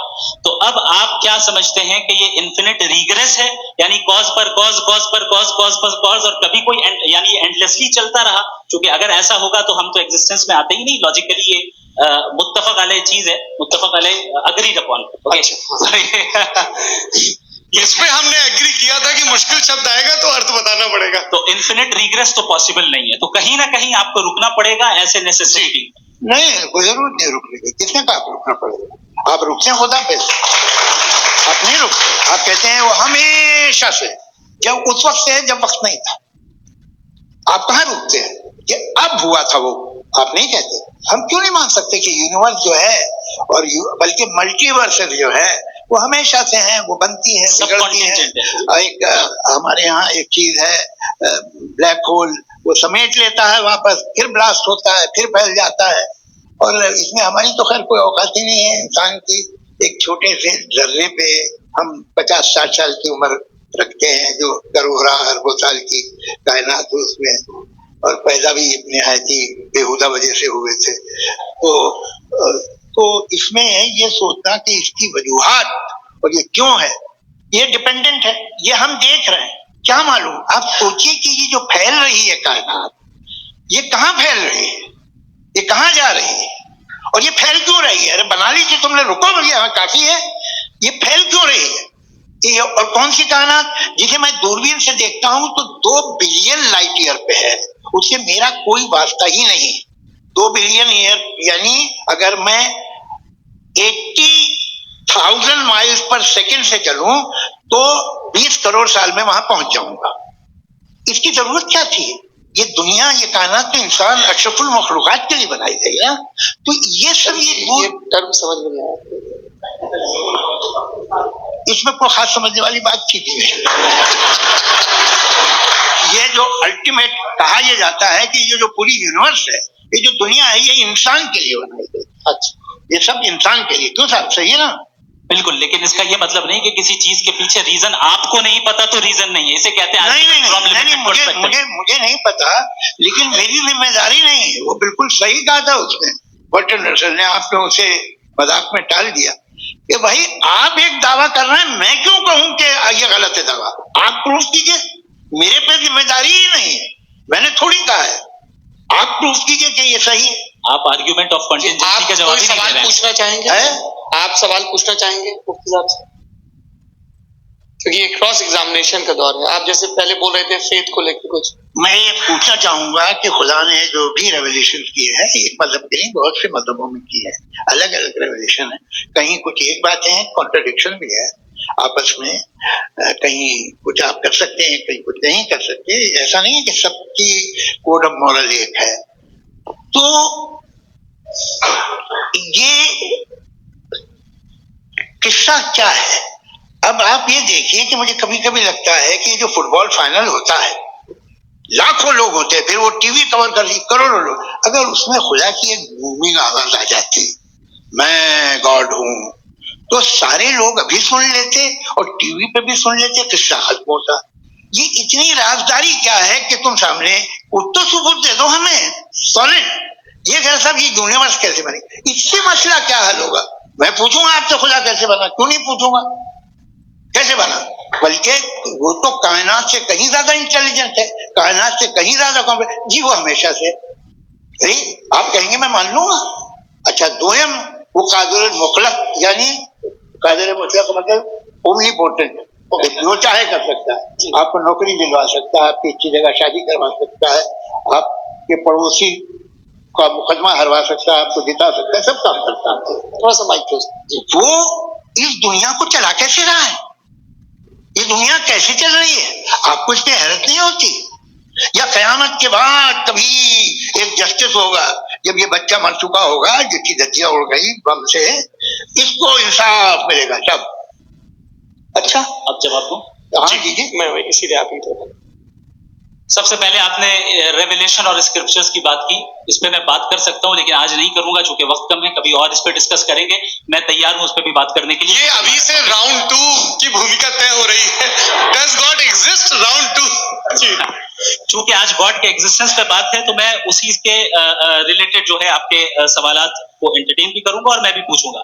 आपने कहा कि आपने साबित ही नहीं किया, जबकि आर्ग्यूमेंट ऑफ कॉन्टिजेंसी बुनियादी आर्ग्यूमेंट है। और मुझे कॉन्टिजेंसी का मतलब बताइए, आपका मतलब क्या कॉन्टिजेंसी। कॉन्टिजेंसी का मतलब यह हुआ कि हर वो वजूद जो किसी भी चीज का पाबंद है, हर वो वजूद या हर वो चीज जो अपने एग्जिस्टेंस में किसी भी चीज के पाबंद है और उससे बाउंड है, उसको उसकी जरूरत है, उस पर डिपेंड करती है, तो जाहिर सी बात है कि उसका कोई ना कोई कॉज होता है। ये तो अक्ल की बात है। ये आप रीजनिंग की बात करते हैं, मैं वही कर रहा हूं। दूसरी चीज आपने ये बात कही कि इतने बिलियन लाइट ईयर्स दूर है, उसका मेरा क्या लेना देना। फिर मेरे ख्याल से आपको ये नहीं कहना चाहिए I think therefore I am an atheist. आपको सोचना चाहिए, सिर्फ आप एक लिमिटेड दायरे में रहकर नहीं सोचें, बल्कि बाहर निकलकर सोचें। आपने तीसरा सवाल किया, आपने 2-3 सवाल एक साथ। ऐसी बातें ना कीजिए, कुत्तों को इतराज हो जाएगा आप पे कि आप कुछ भी सोचें। ये इजाजत आपको है नहीं, मुझे है।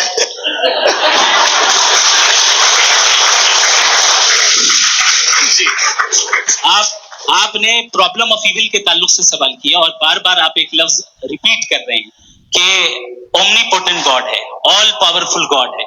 यही तो दरअसल समझना है कि गॉड का कॉन्सेप्ट क्या है। प्रॉब्लम ऑफ इविल जो है, प्रॉब्लम ऑफ इविल दर हकीकत 2 असम्पशंस पर कायम है। अगर आप इन 2 असम्पशंस को समझ जाएं तो ये प्रॉब्लम नहीं रहेगी, आर्ग्यूमेंट आपको समझ में आ जाएगी कि ये कोलैप्स कर जाता है। पॉइंट नंबर 1, यानी जो आपका सबसे पहला फॉल्स असम्पशन है कि गॉड मर्सीफुल है, ओमनीपोटेंट है, दुनिया में जुल्म हो रहा है। लेकिन आपको ये समझना चाहिए कि हमारे वर्ल्ड व्यू के मुताबिक गॉड सिर्फ ओमनीपोटेंट और सिर्फ मर्सीफुल नहीं है, बल्कि वो ऑल वाइज भी है और वो ऑल नोइंग भी है। उसके हर काम के पीछे हिकमत और विजडम है। ये कोई जरूरी नहीं है कि वो हिकमत और विजडम आपको समझ में आए या मुझे समझ में आए। अगर आप जो समझ रहे हैं उसके मुताबिक आप फैसला कर रहे हैं, ये लिमिटेड पर्सपेक्टिव से आर्ग्यूमेंट है।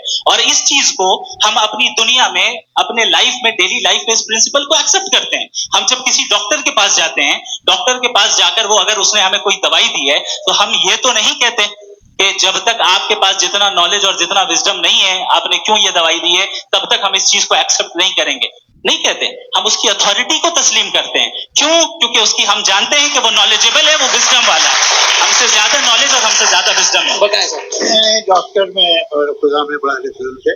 डॉक्टर पढ़ा लिखा होता है, तो मैं उसकी बात सुनूंगा।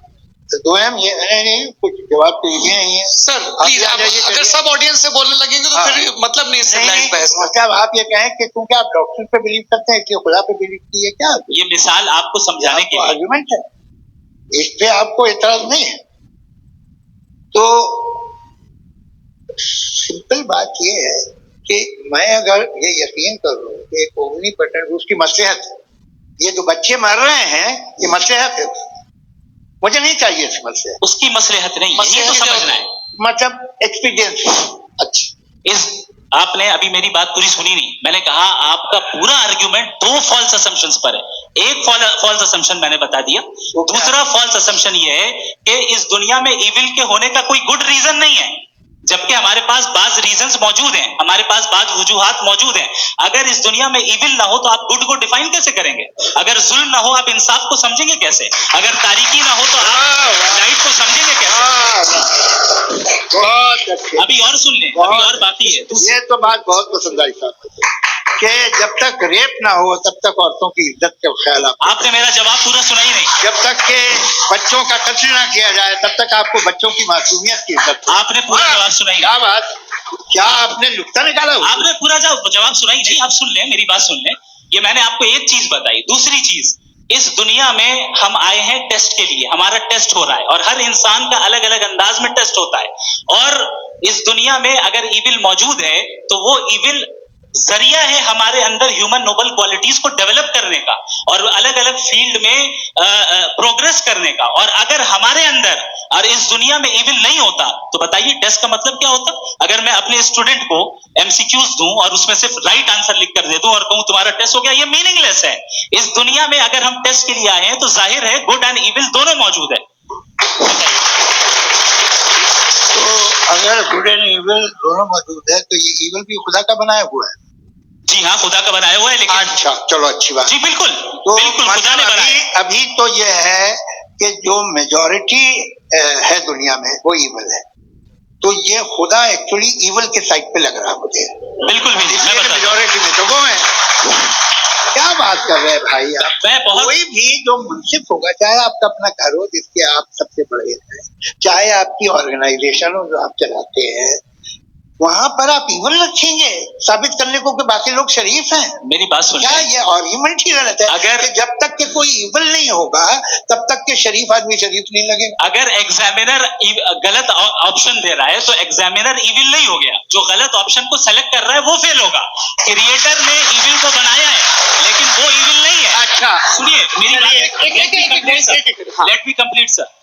क्रिएटर ने इविल को बनाया है टेस्ट के लिए, वो इविल नहीं है। इविल वो होगा जो उसे इख्तियार करेगा। छुरी को बनाने वाला गलत नहीं होता है, छुरी का गलत इस्तेमाल करने वाला गलत होता है। रेप को कैसे गलत इस्तेमाल करते हैं?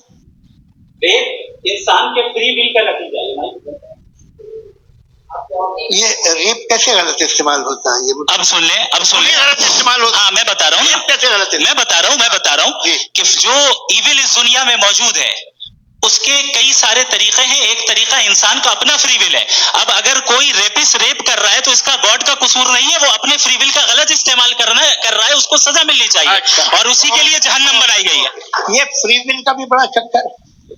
आप जब कोई बुरा काम करते हैं या कोई बुराई होती है तो ये कहा जाता है कि ये फ्री विल है।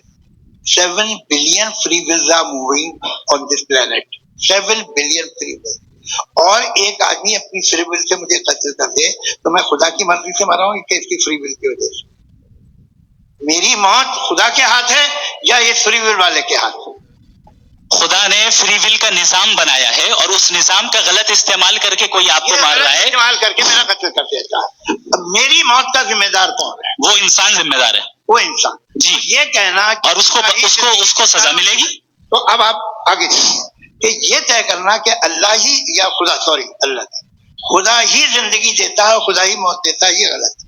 बिल्कुल गलत नहीं है। हाँ नहीं, निजाम उसी ने बनाया फ्री विल का। एक- निजाम मौत और हयात को उसी ने बनाया। You are contradicting yourself. अभी आपने कहा कि एक आदमी ने फ्री विल से आपको मार दिया, इसमें उसे फ्री विल दी गई थी, उसने गलत इस्तेमाल किया। 7 billion free wills are moving on this planet और आप चाह रहे हैं कि मैं सिर्फ खुदा का ध्यान करूं। ये 7 बिलियन फ्री विल्स को मुझे लुक आफ्टर करना पड़ेगा कि नहीं? ये तो तबाहियां कर रही हैं और तबाहियां ज्यादा हो रही हैं।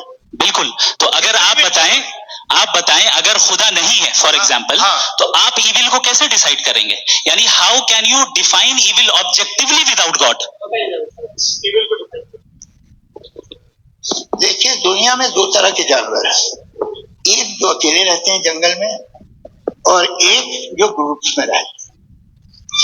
ग्रुप में जो भी रहेगा, चाहे वो आपका फाउंडेशन हो, चाहे कोई क्लब हो, चाहे कोई पॉलिटिकल पार्टी हो, चाहे कोई यूनिट हो, उसमें आपको इंटरेक्ट करने के रूल बनाने पड़ेंगे। यानी लोग तय करेंगे। लोग तय करेंगे। अगर लोगों ने ये तय किया कि किसी का रेप करना सही है, आप जस्टिफाई करेंगे? नहीं, आपका फाउंडेशन तो ये हो गया ना कि लोग इविल डिसाइड करेंगे। नहीं। अरे दुनिया में ऐसे ग्रुप्स हैं जो रेप को जायज मानते हैं सर्टेन हालात में। मैं डिटेल में नहीं जानूंगा, आप ही जानते हैं। ये जो आईसिस वाले थे इन्होंने क्या किया था, तो उन्होंने क्या किया उसका खुदा से कोई ताल्लुक नहीं है सर। मैंने सिंपल सवाल किया कि इविल को आप डिफाइन करते कैसे हैं? आइए वापस आइए। जी। आप साथ में तभी रह सकते हैं जब कुछ आप ऐसे उसूल डेवलप करें जिसमें हर एक का बेसिक तहफ़्फ़ुज़, हर एक का बेसिक राइट हो और हर एक को कोई आराम मिले। यही तरीका है किसी भी ऑर्गेनाइजेशन जिसमें एक से ज्यादा लोग हैं और वो ऐसे चलती है जिंदगी। उसमें अगर आप गड़बड़ करेंगे तो तबाही होगी, नुकसान होगा, बर्बादियां आएंगी। और अगर उसमें आप घर ले लीजिए ना, एक हस्बैंड है, एक वाइफ है, बच्चे हैं, वालदा भी हैं, 2 बहनें भी हैं, एक भाई भी है। अब इसमें कोई निजाम आपको चाहिए साथ में रहने का और एक दूसरे पे भरोसा रहे, एक दूसरे के बहीख्वाह हो, एक दूसरे की मदद करें, ऐसी जिंदगी। सर आपकी बात आ गई। आप ये कह रहे हैं कि लोग डिसाइड करेंगे क्या सही है क्या गलत है, यही है? मेजोरिटी डिसाइड करेगी क्या सही है क्या गलत है? अरे भाई बिल्कुल। मेजोरिटी अगर ये कहे कि नाजी जर्मनी के साथ जिस तरह मेजोरिटी थी कि जेनोसाइड करना सही, आप जस्टिफाई करेंगे? उस वक्त आपका ये सवाल सिर्फ उसके बाद पहुंचेगा। हाँ, उस वक्त प्लेनेट पे जो लोग थे उनमें कितने लोग हिटलर को सही समझते? अच्छा, प्लेनेट की मेजोरिटी तय करेगी, सोसाइटी की नहीं। प्लेनेट की मेजोरिटी गॉड के एग्जिस्टेंस को सही मानती है, आप क्यों नहीं मानते? ये हेलो हेलो हेलो। ये क्रॉस क्वेश्चन का राउंड यहाँ पर समाप्त होता है। और ये बड़ा अच्छा है कि इस तरह से फ्रेगमेंट कर दिया गया है ताकि जो मरकरी ऊपर जा रहा है नीचे जवाब दे दूं। जी। प्लेनेट की ज्यादातर मेजोरिटी कुछ दूसरे मजहबों के खुदा को मानती है। आप उन्हें तो नहीं, आप तो मेजोरिटी की बात कर रहे हैं। ये क्लोजिंग आप ये कह रहे हैं इविल और गुड को डिसाइड मेजोरिटी करेगी। मेजोरिटी जो कर दे वो सही हो जाएगा। इसको जैसा आप ही लोगों ने तय किया है उसी फॉर्मेट को फॉलो कर लेते हैं। भाई मैंने तो भले लोगों पे एतबार किया और तब मॉडरेशन तय किया। जी, आपके पास 5 मिनट का वक्त है, क्लोजिंग आर्ग्यूमेंट है, उसके बाद हम ऑडियंस से क्वेश्चन आंसर लेंगे जावेद साहब के क्लोजिंग आर्ग्यूमेंट के बाद। ओके, बहुत शुक्रिया जी। हमारा जो टॉपिक है डज गॉड एग्जिस्ट, मैं इस पे इतने एकेडमिक तैयारी करके आया था। मुझे था कि मैंने सोचा था कि कई सारे मैं आर्ग्यूमेंट्स दूंगा, लेकिन वक्त की भी किल्लत और जावेद साहब बार बार इधर उधर चले जा रहे थे तो उसको भी थोड़ा एंटरटेन करना पड़ गया। डज गॉड एग्जिस्ट पे मैं एक ही आर्ग्यूमेंट दे पाया। आर्ग्यूमेंट्स बहुत हैं और डेफिनेटिव आर्ग्यूमेंट्स हैं, और मेरे आर्ग्यूमेंट को किसी एक राउंड में भी इन्होंने एंटरटेन नहीं किया और रेफ्यूट नहीं किया। एक राउंड में भी नहीं, एक राउंड में भी नहीं। और ना ही अभी आपका क्लोजिंग आर्ग्यूमेंट आएगा, नहीं, वो बता दें। Argument of contingency sir. अरे मैं आपसे कई बार कह चुका हूँ कंटीजेंसी का मतलब अब मैं कैसे समझाऊं आपको? आपस में आप और कितने आसानी से समझाऊं मैं? मुझे तो नहीं समझ में आ रहा है। आप अपनी कंटीजेंसी उर्दू में बोल सकते हैं। आप अपनी बात पूरी कर लें जी, आखिरी 4 मिनट। दूसरी चीज, just a minute please ma'am, can I talk? दूसरी चीज ये है कि आपने एक तो इसका जवाब नहीं दिया, दूसरा आपने गॉड के ना होने पर कोई डेफिनेटिव आर्गुमेंट नहीं दिया। सिर्फ मजहब पे बात कर रहे हैं आप। मजहब तो आज हमारा टॉपिक ही नहीं था। आज तो हमारा टॉपिक हो, आप मजहब से ले लेकर आईएस तक चले गए। भाई हमारा क्या ताल्लुक है उससे? We condemn them. और उसका गॉड से क्या ताल्लुक है? अगर कोई गलत काम कर रहा है, किसी ने किसी को कत्ल किया, किसी ने किसी का रेप किया, उसको सजा मिलनी चाहिए। और आपके पास कोई भी rational strong foundation of morality नहीं है। आपने कहा कि मेजॉरिटी तय करेगी सोसाइटी की, वो सही होगा। मैंने कहा हिटलर को फिर आप सही कहेंगे? नहीं, प्लैनेट की सोसाइटी की मेजॉरिटी तय करेगी। तो प्लैनेट की मेजॉरिटी गॉड के एग्जिस्टेंस को मानती है, आप कह रहे हैं ये रिलीजियस है। तो यानी आपके पास कोई स्ट्रॉन्ग फाउंडेशन नहीं है ऑब्जेक्टिव मोरालिटी का। ऑब्जेक्टिव मोरालिटी का अगर कोई फाउंडेशन है तो वो सिर्फ गॉड है, गॉड है, गॉड है। थैंक यू जी। ये मुफ्ती शमाइल नदवी साहब का क्लोजिंग आर्ग्यूमेंट था। अब हमारे पास जी ये बड़ा अच्छा है कि दोनों लोगों को मॉडरेटर से शिकायत भी और बोल रहे भाई हमारी शाबाशी भी तो करते चलो। अब मेरी बात जी, आपके पास जावेद अख्तर साहब 5 मिनट का वक्त है। ये आपका क्लोजिंग आर्ग्यूमेंट है, टाइम रीसेट कर दें जी। देखिए, बहुत सारी बातें हैं। गॉड का डेफिनेशन दुनिया के किसी भी रिलीजन में है कि वो इम्पोर्टेंट है, वो प्रेजेंट है, he just, he kind, he loves you and so on. मैं जब दुनिया देखता हूँ तो मुझे कोई ऐसा सुप्रीम पावर यहाँ दिखाई नहीं देती है जो इंसान की बहबूदी के लिए कुछ कर रही हो, कमजोर को बचा रही हो, मदद कर रही हो, जालिम को पीछे हटा रही हो। मैं नहीं देखा तारीख में नहीं। एक तो अगर है और ये देख रहा है तमाशा, तो उसका होना न होना बराबर है। दोयम ये कि ये जो है, जब आप ये कहते हैं कि कायनात जिसकी कंटीजेंसी है, मैं देखिए वो लफ्ज इस्तेमाल किया मैंने, तो ये कैसे हो सकती है बात? और फौरन आप सरेंडर कर देते हैं कि जाहिर है कि इसका बनाने वाला तो इससे 10,000 गुना था तो कॉम्प्लिकेटेड हो। उस पर आपके होने पे कोई इतराज नहीं है। उसे वो टाइमलेस है, वो पहले से था, टाइम तो बहुत बाद में आया। ये सब आप मानने को तैयार है जिसका आपके पास कोई सबूत नहीं, आपके पास कोई रीजन नहीं। आपकी तारीफ क्या है मजहबों की? बिलीफ की, जो खुदाओं का बिलीफ है, ये कॉन्स्टेंटली गलत साबित होता रहा है। मतलब आप कहें कि अरिस्टोटल के जमाने में तो सब जाहिल थे, वो भी इतने ही यकीन से खुदा पे यकीन करते थे, वो अब नहीं रहा, ये भी नहीं रहेगा। आप लिख लीजिए, और इसके आसार आपको दुनिया में दिखाई देना शुरू हो चुके हैं। ये बहस क्या आज से 100 साल पहले इस तरह हो सकती थी? यहाँ तक तो आपको हम ले आए हैं। सर अरे इनको मदद की जरूरत नहीं भाई, ये सेल्फ सफिशिएंट आदमी, आप क्यों इनकी मदद कर रहे हैं? Sir please. तो ये जो है तमाम बातें अपनी जगह है। ये एक पैकेज है, आप अकेले, कोई आदमी ऐसा नहीं जो सिर्फ गॉड को मानता हो, उसके साथ बहुत पैराफर्नेलिया आता है, अलग अलग पैराफर्नेलिया आते हैं. They are only, they have always created chaos in the society. मैं तो आपको सीधा ऑफर देता हूँ कि दुनिया में 10 इम्पोर्टेंट बिलीव है.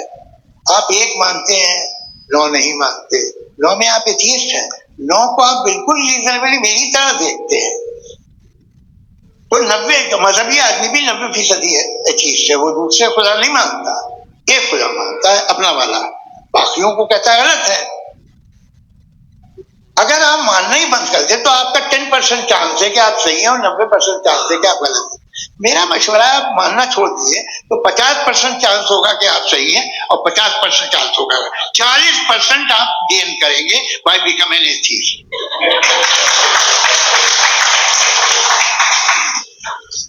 ये एक फरसूदा ख्याल है, ये खत्म हो रहा है. हो सकता है मेरी जिंदगी में ना हो, लेकिन ये हो जाएगा. जो बातें इनको आप मेटाफिजिकल, ये वो ऐसे रिस्पेक्टेबल टर्म दे दिए, ये तो उन लोग के हैं जिन्हें ना फिजिक्स मालूम थी ना मेटा मालूम था. ये उन्होंने आपको दिए हैं.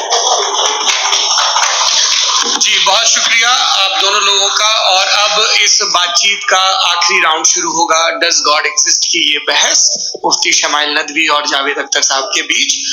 आप लोग अपने अपने हाथ ऊपर करेंगे, मैं यहाँ से तय करूंगा. और माइक हमारे पास है क्या? एक ही माइक है ऑडियंस के लिए? 2 माइक है, एक इस तरफ एक इस तरफ, ठीक है. तो जी सबसे पहले हमारी सहयोगी है मारिया शकील जी, पूछिए सवाल. थोड़ा सा रुकेंगे ताकि कैमरे का फ्रेम आप पर आ जाए, आपकी तो प्रैक्टिस है टीवी की. जी नदवी साहब, मैं खुदा को मानती हूँ. पहले मैं इसी प्रमाइस से शुरू कर रही हूँ और ये बता रही हूँ आपको, मैं मानती हूँ. लेकिन कुछ सवाल हैं जो जावेद साहब ने उठाया, उसका जवाब आपको देना चाहिए. पहला सवाल ये कि गजा में सालों से छोटे बच्चे मर रहे हैं, वो उनको, अगर खुदा मर्सीफुल है, हम मानते हैं कि अल्लाह ताला में बहुत ताकत है, तो वो बच्चे क्यों मर रहे हैं? दूसरी बात ये कि अगर कंटिजेंसी की जो आप बात करते हैं, पूरे मुस्लिम ममालिक मिल करके भी उन गजा के बच्चों को क्यों नहीं बचा पा रहे हैं? क्योंकि अगर वो चाहते, क्योंकि अल्लाह ताला उन पर हुकूमत करते हैं, सब पर हुकूमत करते हैं, तो वो उनको क्यों नहीं बचा? जी थैंक यू वेरी मच. बहुत अच्छा किया आपने इस चीज को जिक्र कर दिया. मैं इसको और अच्छे से एक्सप्लेन करने की कोशिश करता हूँ. देखें, जहां तक आपने कहा कि गजा के बच्चों को मारा जा रहा है, देखिए 2 वर्ल्ड व्यू है, एक एथिस्टिक वर्ल्ड व्यू, एक थीस्टिक वर्ल्ड व्यू है. बच्चे मर रहे हैं दोनों वर्ल्ड व्यू में, लेकिन हमारा वर्ल्ड व्यू कह रहा है कि रिकॉम्पेंस है. ये कह रहे हैं कि उनका मरना बेकार जाने वाला है, कोई उसका रिकॉम्पेंस नहीं है, क्योंकि इनके यहाँ आखिरत और अल्लाह का कोई तसव्वुर या गॉड का कोई तसव्वुर नहीं है. आपने ये सवाल किया कि गॉड मर्सीफुल है, क्यों नहीं रोकता. ये मैंने बताया कि ये मिसकंसेप्शन है लोगों के दरमियान कि गॉड को सिर्फ मर्सीफुल और ओमनीपोटेंट समझते हैं. गॉड के सिर्फ यही 2 एट्रीब्यूट्स नहीं है, गॉड के कई सारे एट्रीब्यूट्स हैं. उनमें से अल हकीम भी है, उनमें से ऑल वाइज भी है, ऑल नोइंग भी है. लिहाजा अगर इस दुनिया में किसी को तकलीफ आ रही है और गॉड उसको नहीं रोक रहा है, वो इसलिए नहीं रोक रहा है क्योंकि इंसानों को फ्री विल दिया गया है. ठीक इसी तरीके से अगर एक डॉक्टर किसी छोटे बच्चे को इंजेक्शन लगा रहा है, उसे तकलीफ पहुंच रही है, उसके लिमिटेड पर्सपेक्टिव के एतबार से ये गलत हो रहा है और डॉक्टर बुरा है. लेकिन जब आप ब्रॉडर पिक्चर को देखेंगे, आपके और हमारे पास सिर्फ एक पिक्सल है, हमें इतना नजर आ रहा है कि गजा में कत्ल हो रहा है, लेकिन इसके पीछे कितना रिकॉम्पेंस उनको मिलने वाला है, पूरा पिक्चर गॉड के पास है. तो एक पिक्सल से आप पूरे पिक्चर को कभी भी जज नहीं कर सकती. आप इसमें कुछ जोड़ना चाहेंगे? आपको कुछ बोलना है इसमें? भैया आपने बहुत अच्छा जस्टिफिकेशन दिया. या आप वो वहाँ के प्राइम मिनिस्टर इजराइल के उन्हें भेजिए, वो बहुत कुछ होंगे. आप जस्टिफिकेशन दे देना कि अगर गॉड नहीं है तो बच्चे क्यों मर रहे हैं, आप बताएं. वो ये सवाल पूछ रहे हैं कि अगर आप ईश्वर का अस्तित्व नहीं मानते हैं तो उन बच्चों की मौत को आप कैसे इंटरप्रेट करते हैं?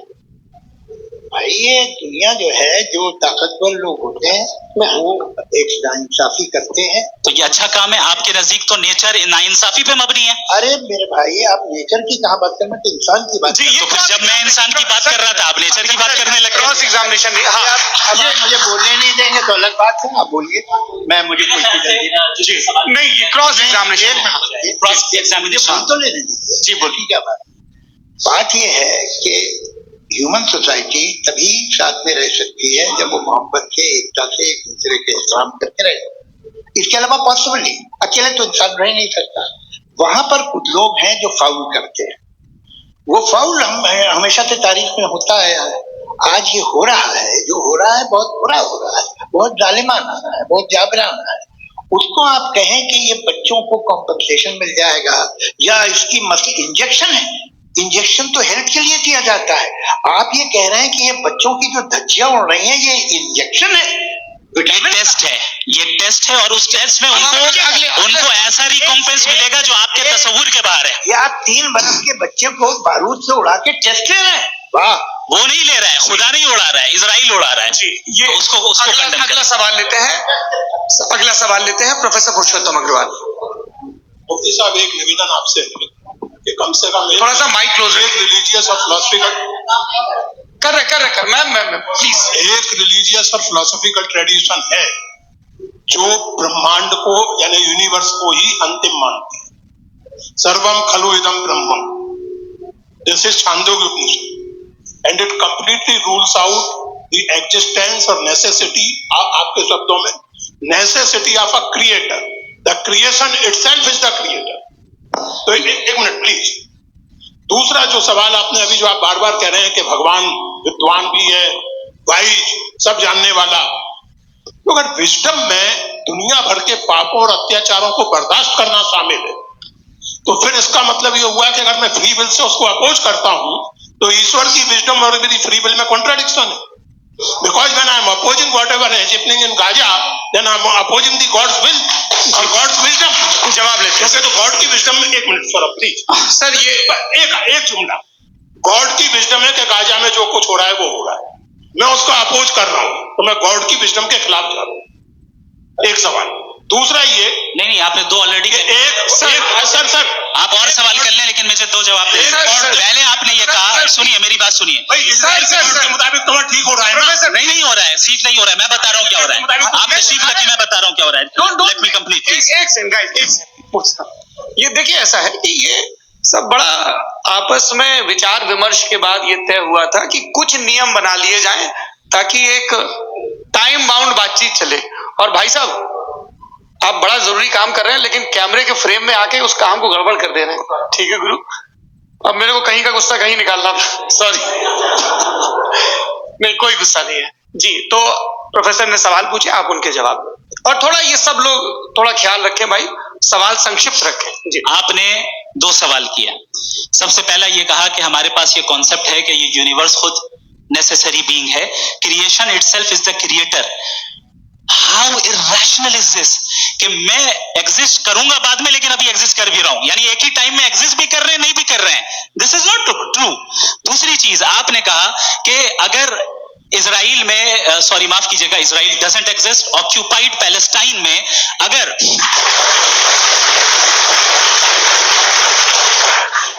ऑक्यूपाइड पैलेस्टाइन में बच्चों को मारा जा रहा है फ्री विल की वजह से और गॉड नहीं रोक रहा, ये कॉन्ट्रडिक्शन है। ये बताइए कि एक एग्जाम में एक बच्चा गलत आंसर लिख रहा है, सुनिए, एग्जामिनर चाहे तो रोक सकता है, क्यों नहीं रोक रहा है? अगर ये कॉन्ट्रडिक्शन है, ये कॉन्ट्रडिक्शन नहीं है। सर माइक नहीं सर, ये आपस में ये क्या आपका सवाल? माइक फ्री विल दिया गया है टेस्ट के लिए, अकाउंटेबिलिटी के लिए। अगर फ्री विल नहीं होता तो आप कहते हैं हमें रोबोट बना दिया गया। नॉट रिजेक्ट माय पोजीशन, आपकी जो भी पोजीशन, मैं अपनी फ्री विल के नाते, अपने ह्यूमन विजडम के नाते गाजा में हो रही अत्याचार का विरोध करता हूँ। बिल्कुल करना चाहिए। के हिसाब से मैं गॉड की विजडम का विरोध कर रहा हूँ? बिल्कुल नहीं। आज हो रहा है गॉड, बिल्कुल भी नहीं, बिल्कुल भी नहीं। उसका वहां पर गाजा में कत्ल होना ये इंसानों के गलत इस्तेमाल का नतीजा है, फ्री विल के इस्तेमाल का नतीजा है। गॉड इसका हुक्म नहीं देता, उससे रोकता है। यही तो मसला है ना। आपके लिए कॉन्सेप्ट क्लियर? नहीं भाई, आपने तो बताया था इंजेक्शन लगाने से बच्चे को तकलीफ होती है, ये इंजेक्शन लगा। सर आप ऐसे रेटोरिक स्टेटमेंट दे तब तो कोई मसला नहीं समझते रहेंगे। This is a rhetoric statement, this is not a logical argument sir. I am sorry. आखिरी 30 मिनट बड़े मुश्किल होने वाले हैं जी। मुफ्ती साहब आगे बैठे हैं, इनको माइक दीजिए। हाँ तरुण, माइक आप अपने पास रखिए, आपको कैमरे का फ्रेम पता है जी। सबसे पहले दोनों को मुबारकबाद। एक सर अपना आप नाम बता दें। आप अमेरिका में शिकागो में रहते हैं, इतना मुझे याद है। बताया आप, यासिर नदीम अलवाजदी मेरा नाम है। जावेद सर आपसे एक क्वेश्चन है इन्फिनिट रिग्रेस के ताल्लुक से। एक हाइपोथेटिकल सिनेरियो है, मसलन अगर आप सर माइक थोड़ा सा प्लीज क्लोज रखें। ओके जी। अगर आप शायर इसलिए हैं कि आपके कोई उस्ताद शायर थे, और वो इसलिए शायर थे कि उनके कोई उस्ताद शायर थे, और इसी तरीके से हम माजी में पीछे चलते चलते चले जाएं और कहीं ना रुके, तो माफ कीजिएगा आप कभी शायर नहीं हो सकते। लेकिन आप शायर हैं, आपका शेर एग्जिस्ट करता है, इसका मतलब ये है कि आप कहीं ना कहीं रुके हैं। तो मेरा सवाल ये है कि क्या आप इन्फिनिट रिग्रेस ऑफ कॉजेस को लॉजिकल फैलेसी मानते हैं या नहीं मानते? हाँ या ना? मैं इन्हें लॉजिकल फैलेसी नहीं मानता हूँ, लेकिन मेरा प्रॉब्लम यह है कि जब मैं नहीं मानता हूँ तो I continue with this logic जो फैलेसी नहीं हो। आप एक जगह रुक जाते हैं जाके, आप कहते हैं ये गेंद कैसे बनी, ये जजीरा कैसे बना, ये समंदर कैसे बना, ये जमीन कैसे बनी, और अचानक गॉड पे जाके आपको ब्रेक लग जाता है।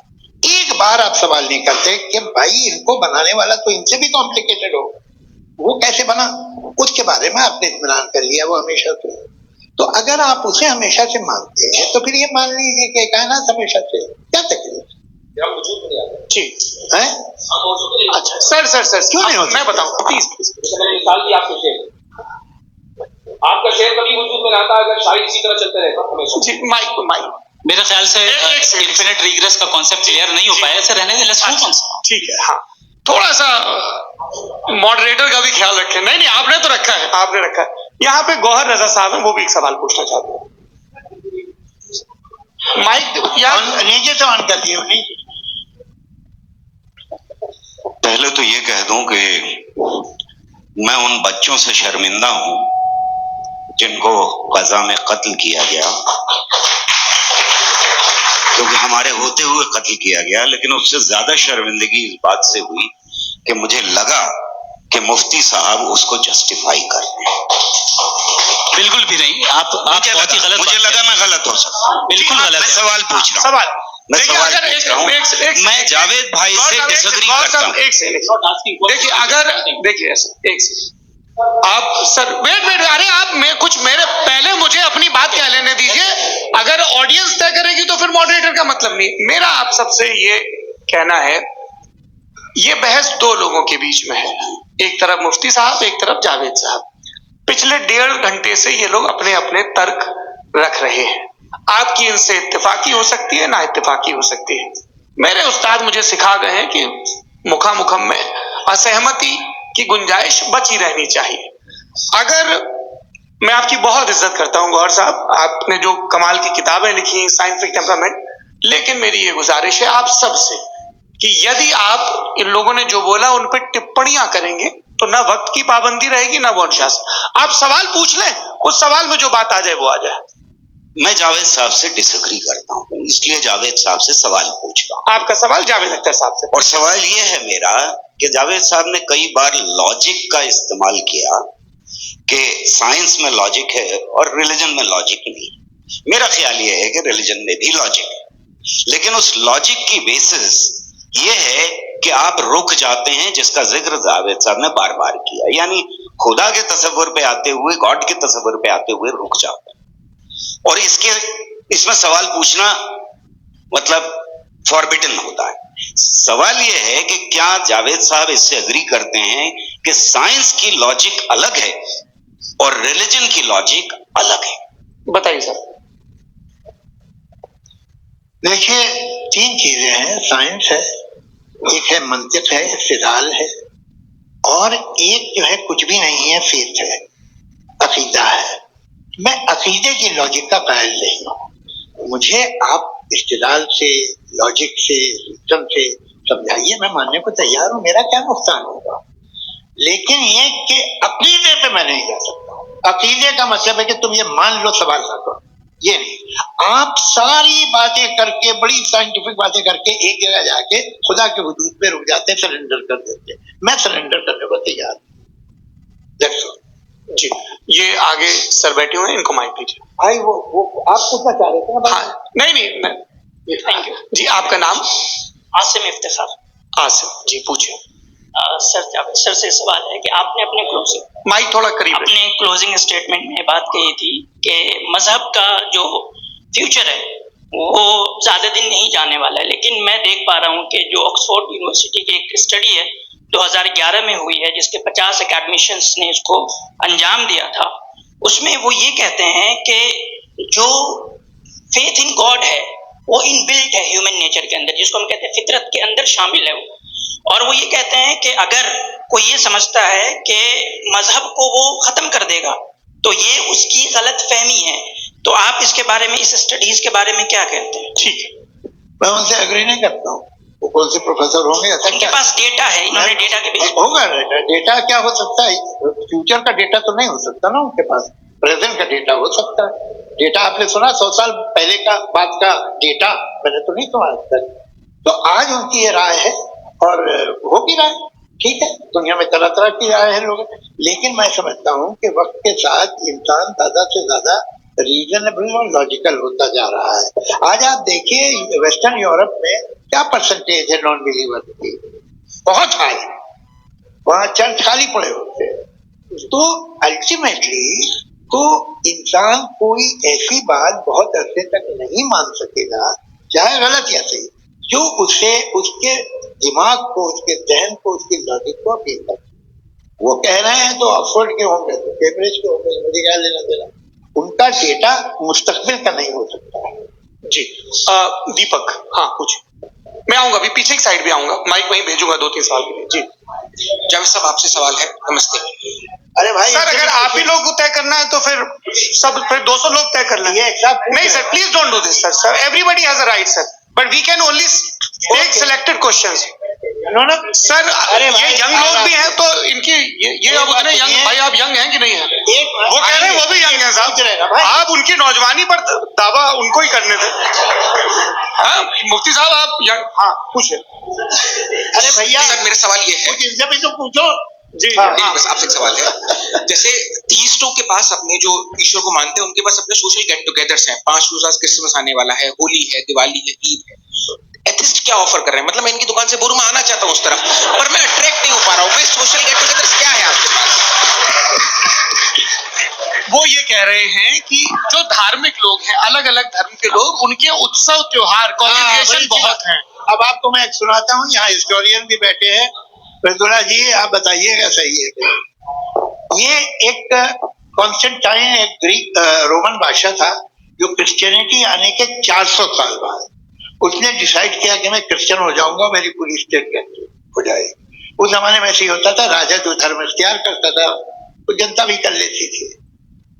इसलिए कि वो हो गया था बैंकक्रप्ट, और उसे जो मेडिटेरियन कोस्ट के रिच क्रिश्चियन वो थे मर्चेंट, तो उससे पैसा चाहिए था। उसने कहा यार क्रिश्चियन हो जाओ। तो उसने अपने वजीर से कहा कि भाई ये हिस्ट्री है कि अब हम लोग क्रिश्चियन हो जाए। पहले सर हो जाएंगे, कोई प्रॉब्लम नहीं है, लेकिन एक प्रॉब्लम ये है कि 17 दिसंबर से 25 दिसंबर तक जो पेगन फेस्टिवल होता, जो पेगन जो फेस्टिवल होता है वो बंद हो जाएगा, इसलिए कि हम क्रिश्चियन हो गए तो होगा नहीं। तो वो बच्चों को बहुत बुरा लगेगा, पब्लिक को बहुत एंजॉय करते हैं, खासतौर से 25 को मेन डे। हाँ ये तो सही कह रहे हो कि जीसस क्राइस्ट की पैदाइश कब थी? पहले था वो अप्रैल में थी, नहीं कट करो, वो 25 दिसंबर को। यह हकीकत है। और 400 साल बाद क्रिश्चियनिटी के अप्रैल से दिसंबर ले आए, और इसलिए कि यहाँ पेगन फेस्टिवल होता था। अब मनाते हैं पर ये जो सारे फेस्टिवल हैं ये रिलीजन से, हर एक को एक एंटरटेनमेंट डिपार्टमेंट चाहिए होता है अपनी कंपनी चलाने के लिए। तो ये रिलीजन ने, ये सेकुलर त्योहार थे जिन्हें रिलीजन ने ले लिया है। ये मौसम के थे, फसलों के थे, किसानों के थे, उसको आपने लेकर रिलीजियस रंग दे दिया। ये कोई रिलीजन से थोड़ी आए आप। अच्छा हमें देखिए, हम तो मुल्क हैं, हम ईद मनाते हैं, हम दिवाली मनाते हैं, हम होली मनाते हैं, हम क्रिसमस मनाते हैं। बम्बई की फिल्म इंडस्ट्री की सबसे बड़ी होली हमारे घर में, सबसे बड़ी ईद हमारे घर में। वो हमारी सोशल वो है, हमारे हेरिटेज है। ऐसा थोड़ी है कि we will throw the baby along with the water. ये तो अच्छी चीज है, इन्हें रखो, तो बेकार है फेंक दो। जी हाँ, हेलो जी, मेरा सवाल नादवी जी से है।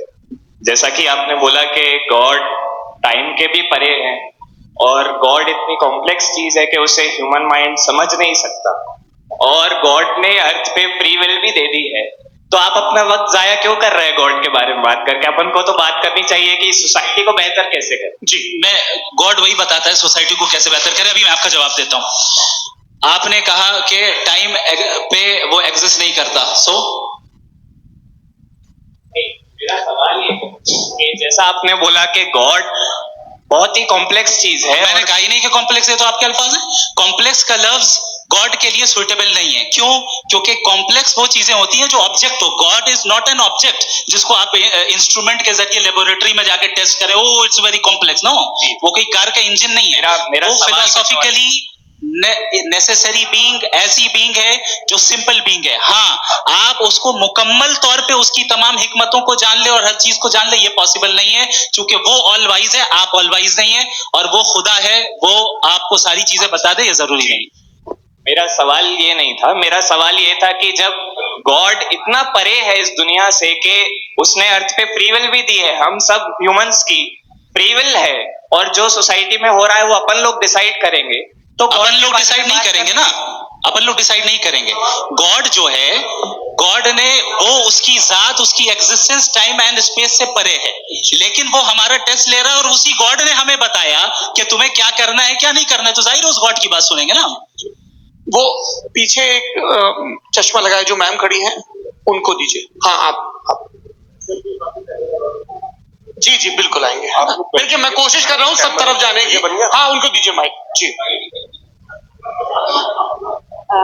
हेलो सर, मैं ओमनी प्रेजेंट नहीं हूँ, टाइम पाबंद हूँ, और जहां तक कोशिश कर सकता हूँ करूंगा। जी, अपना नाम बताइए। मेरा नाम उर्सुला है, मैं दिल्ली यूनिवर्सिटी की एक स्टूडेंट हूँ और मैं स्टूडेंट फेडरेशन ऑफ इंडिया से।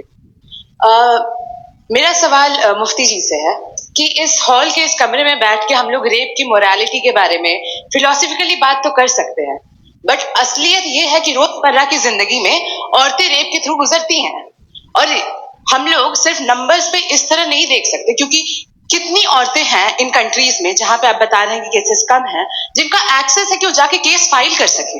कितनी औरतें हैं जो जिनको काम करने की आजादी है उन कंट्रीज में। यूरोप में ये आजादी आ गई, यूरोप में ये रूल्स आ गए, तो हम आज उसके बारे में बात कर पा रहे हैं। जी, जवाब। आपने ये कहा कि कमरे में बंद होकर हम लोग इस पर फिलोसफिकली बात कर सकते हैं, लेकिन हकीकत में क्या हो रहा है, वो ग्राउंड लेवल पे क्या हो रहा है, जो बहुत गलत हो रहा है, और वो सफर कर रही हैं। आई एग्री, बहुत गलत हो रहा है, और जो गलत हो रहा है उसको हमें रोकना है। और क्यों रोकना है, वो गलत क्यों है? हमारे पास इसका ऑब्जेक्टिव फाउंडेशन है, इनके पास उसका ऑब्जेक्टिव फाउंडेशन नहीं है। मैं ये कहना चाह रहा हूं कि जहां पे भी जुल्म हो रहा है, जहां पे भी औरत पे जुल्म हो रहा है, या उसकी इज्जत लूटी जा रही है, या उसे तकलीफ पहुंचाई जा रही है, और सिर्फ औरत नहीं, किसी इंसान के ऊपर भी जुल्म हो रहा है, तो उसके खिलाफ खड़ा होना, ये मोरालिटी हमारे पास गॉड के पास से आई है। वरना जावेद साहब तो कह रहे हैं कि जो है मेजॉरिटी डिसाइड करेगी, तो मेजॉरिटी तो कभी भी बदल सकती है। क्या ये थोड़ी सी आपको गलतफहमी है। अगर मेरे जुमले से ये मतलब निकला या मैंने कहा तो ये जुमला मैं वापस लेता हूँ, ये मेरा मतलब ही नहीं था कि मेजॉरिटी डिसाइड करेगी। मेजॉरिटी डिसाइड करे तो दुनिया में बड़ी, वैसे आपने कहा था ये जुमला, अच्छा हो सकता है, मैं मान रहा हूं। बाद में रिकैप कर लेंगे। अरे एक सेकंड, मैं अपनी एक्सप्लेनेशन। मुनासिब बात यह है कि हम सब के सब दिल में जानते हैं कि क्या अच्छा है क्या बुरा है, हमें पता है अच्छी तरह। जो लोग बुरे काम करते हैं उन्हें भी मालूम अच्छा क्या। यही तो सवाल था हजरत कि फिर ये मोरालिटी आई कहां से? Cross examination. हाँ जी, हाँ। मोरालिटी साथ रहने की डिजायर है, यानी साथ रहकर जो कुछ कह दे, जो कुछ कर दे, वो हो जाएगा? नहीं, तो आप कायदे से रह ही कर सकते हैं जब तक लोगों में मोरालिटी, वरना आप क्यास हो जाएगा। ये आपको कैसे पता? जी, हमने देखा ना जहाँ मोरालिटी का क्यास हो गया, हम देखते हैं। कहाँ पे देखते भाई? हैं? दुनिया में। आप जो आप एक अभी मैं कहीं पे आप अगर लोगों गलत को हो रहा है, इस बहस के उसको बाद आप में आप गलत- लोगों देखिए, को सर मुफ्ती आप साहब, मैं- एपिस्टेमोलॉजी की बात कर रहे हैं, मैं ऑन्टोलॉजी की बात कर रहा हूँ। मैं इस बहस के फाउंडेशन बाद आप क्या है? दोनों लोगों को चाय पे फाउंडेशन होस्ट करूंगा, वहां पे क्रॉस एग्जामिनेशन कर लीजिए। अभी ऑडियंस का हक मार रहे हैं आप लोग भाई, सर जस्ट लोग हैं आप लोग। और सर भाई ये हाँ, उधर आएंगे, उधर आएंगे जी सर, आएंगे। अच्छा सर मेरा नाम लईकुर रहमान है और मैं अलीगढ़ मुस्लिम यूनिवर्सिटी का स्टूडेंट हूँ, और जहाँ तक मुझे पता है कि sir you are also product of Aligarh Muslim University. मैं भी उसी चमन का बुलबुल। हाँ सर, तो बहुत खुशी हुई मुझे जान करके कि मैं आपसे मिलूंगा। सवाल सर मेरा सवाल ये है, सर सैयद अली रहमा का नजरिया ये था कि खुदा के वजूद को अकल के दायरे में रह करके तलाश करना, न कि पूरी तौर से उसका इनकार कर देना। Sir how will you define it? नहीं, तो ये तो आप इन्हें बताइए। ये सवाल है कि खुदा का वजूद साबित कर रहे हैं। तो सर आपने इनकार रखा है, तो वजह से मेरा क्वेश्चन उन्होंने यही एक सेकंड सर सैयद ने यही कहा ना कि अकल से आप खुदा के वजूद को साबित नहीं कर सकते, यही कहा ना भाई। वो उन्होंने कहा कर सकते हैं और वो कर दिया गया आज। वो फोन तलाश करना या साबित करना अकल से नहीं हो सकता। अरे सवाल तो सुन लीजिए जी। अकल से नहीं हो सकता है, यही कहा ना आपने। अकल से हो सकता है, अरे वो यही कह रहे हैं भाई, आप बता रहे हो सकता है, वो तो कुछ और। आप अगर सर देखो नौजवान कौन ले लो, वो इतनी कमाल की यूनिवर्सिटी है। अरे भाई दे दो जरा एक मिनट। अरे दो भाई मेरी बात सुनो, माइक पे बोलो ताकि जो लाखों लोग देख रहे हैं। माइक दे दो ना। अरे देंगे ना माइक, तुम ठहरो तो। हाँ सर, मेरा सवाल ये था कि सर सैयद अली रहमा का एक नजरिया था अपना कि खुदा का जो वजूद है उसको अकल के दायरे में रह करके तलाश करना है, न कि पूरे तौर से इनकार कर देना है। ये उनका कॉन्सेप्ट था। लेकिन मेरा सवाल ये है कि आप इसको कैसे डिफाइन करते हैं, एक्सप्लेन कैसे करेंगे? मैं आपसे जानना चाहता हूँ, क्योंकि you are the product of Aligarh Muslim University. मुझे अकल के दायरे में रख के मैंने बहुत तलाश की, मुझे मिला नहीं। हाँ ये इधर वो चश्मा लगाए जो, हाँ उनको दे दीजिए। जी जी फटाफट पूछिए, बस 5 मिनट है, 5 मिनट में खत्म हो रहा है। हाँ अस्सलाम वालेकुम मुफ्ती साहब, एंड मेरा सवाल जावेद अख्तर साहब से। क्या नाम है आपका? अरे भैया सब मुझे पूछ रहे हैं। फैज पूछिए फैज साहब। तो मेरा सवाल ये है कि अभी जो एथियस्ट है वो problem of evil argument use कर रहे हैं अगेंस्ट मुस्लिम्स, राइट? कि इस दुनिया में इतना सारा इविल है और अगेंस्ट मुस्लिम तो यहाँ अगेंस्ट थियस्ट। हाँ थोड़ा सा करेक्ट कर लीजिए भाई, पूरी मशक्कत ही इसी बात की थी कि किसी एक मजहब पे बात न टिके। जी, तो बेसिकली ये आर्गुमेंट ऐसा है कि इस दुनिया में इतना ज्यादा इविल एग्जिस्ट करता है और अगर एक ऑल गुड गॉड है तो वो रोकता क्यों नहीं है? लेकिन इस सवाल में एक हिडन अजम्पशन ये है कि इस दुनिया में इविल एग्जिस्ट करता है। अब एथियस्ट कैसे ऑन्टोलॉजिकली प्रूव कर सकते हैं कि इस दुनिया में इविल एग्जिस्ट करता है? मैं आपको बताता हूँ, थोड़ा सा समझा। नहीं सर हम लोग इनको सुनने आए। नहीं please don't do that. I want to explain ontology. नहीं हम समझ गए सर, इनको अब जवाब देने दीजिए। अच्छा सवाल पूछ लो। मैं अभी तक क्या था वो मैं थोड़ा सा ऐड ऑन कर लेता हूँ। तुम गुरु, तो हम जब इसका राउंड 13 करेंगे ना तब तुमको स्टेज पे बिठाएंगे। जी तो हाँ जल्दी से। तो देखिए एथियज्म के हिसाब से सब कुछ रैंडमली बन गया है, सब कुछ एटम्स और मॉलिक्यूल्स है। एक पत्थर में और मुझ में सिर्फ इतना फर्क है कि हम लोग एटम्स और मॉलिक्यूल्स का अलग अलग रीअरेंजमेंट है। अब एक पत्थर को कोई इंसान तलवार से 2 टुकड़ों में काटते या मुझे, according to atheism it is same. There is no evil and good according to atheism. जी अच्छा, फैज साहब का सवाल ये है कि हाँ कोशिश भी करते तो इससे अलग सवाल नहीं कर पाते। एक लाइफ फॉर्म है और लाइफ फॉर्म में फीलिंग है, मतलब लाइफ फॉर्म सुनता है, देखता है, टेस्ट कर सकता है, फील कर सकता है। तो उसकी ये जो क्वालिटी बबल में आ गई है तो वो जानवर में भी है, इंसान में भी है। तो जाहिर है कि उसे कोई तकलीफ पहुंचेगी, तो चूंकि उसके पास वो सेंसिटिविटी है तो मैं करेगा। पत्थर में वो सेंसिटिविटी नहीं है। तो ये क्या सवाल हुआ कि अगर पत्थर को काटा तो पत्थर को तकलीफ नहीं होती, तो आपको काटे तो आपको क्यों तकलीफ हो? बैठ जाए। जी हाँ अगला सवाल। हाँ पूछे जी जावेद अख्तर साहब। अरे भैया सब आप लोग मुफ्ती साहब को छोड़ रहे हैं तो मेरे ही पीछे पड़े हैं क्या? चलो बोलो भाई। You asked how God can exist when children die in Gaza. हाँ? You asked how God can exist when children die in Gaza, and you also mentioned the rise of atheism in Europe. But the same events also are leading many atheists and non-believers to turn towards faith. How do you interpret this contradiction, where suffering pushes some away from God, yet brings others closer to belief? देखिए आपको एक बात बताऊं, दुनिया perfect तो कहीं भी नहीं है, हर जगह कुछ खामियां हैं। बेटा एक मिनट आप ही को कहेंगे, देखो वो तो कुछ खामियां, कमजोरियां, खराबियां सब जगह है। लेकिन अगर देखोगे ईमानदारी से कि दुनिया सबसे ज्यादा महजब कहाँ है, एक आम शहरी को कहाँ हुकूक हासिल है, वो बोल सकता है, अपनी मर्जी से काम कर सकता है, अपनी मर्जी से राय दे सकता है, हुकूमत के खिलाफ बोल सकता है, बरसर इख्तिदार लोगों के बारे में बोल सकता है, सरमायादारों के खिलाफ बोल सकता है, तो आपको ये स्कैंडिनेवियन कंट्रीज में मिलेगा, वेस्टर्न यूरोप में मिलेगा। मैं नहीं कह रहा वो परफेक्ट है, बिल्कुल नहीं, वहां बहुत खराबियां भी है, परफेक्ट तो कोई, लेकिन जिन जिन मुल्कों में, लैटिन अमेरिका देखो, गल्फ देखो, वहां पर आपको ये जरूर है कि रेप नहीं होते होंगे। रेप की जरूरत क्या है भाई, उसको तो खरीद लो, घर में रखो, सड़क पर रेप करने की क्या जरूरत है। मगर सुनिए, मगर हकीकत ये है कि वहां शख्सी आजादी राय देने की, बोलने की नहीं। जी, ये एक आखिरी सवाल मुफ्ती साहब से। हाँ मैम, इनको माइक दीजिए। शुक्रिया। मेरा नाम मनीषा है, मैं हरियाणा से आई हूँ। मैं मुफ्ती साहब से एक बात पूछना चाहती हूँ। आप बार बार जावेद साहब को कॉन्ट्राडिक्ट तो कर रहे हैं कि आपने ये कहा, लेकिन आप भी अजम्पशंस के बेसिस पे बात कर रहे हैं। आपने खुदा के होने का कौन सा प्रूफ पेश किया है, खुदा की एग्जिस्टेंस का?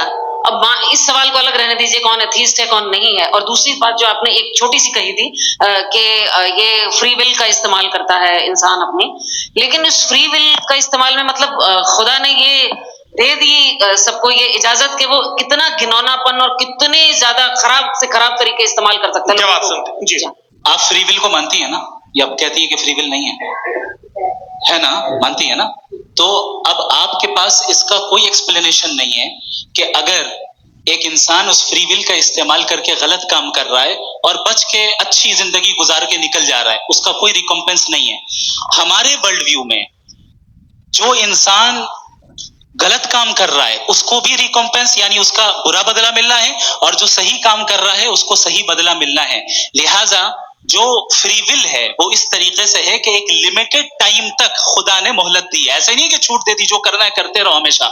वक्त आएगा जब एग्जाम का टाइम खत्म होगा तब रिजल्ट आएगा, दौरान एग्जाम जबरदस्ती आपको नहीं बताया जाएगा। अरे भाई एक जी सवाल मुफ्ती साहब से मेरा, मुफ्ती साहब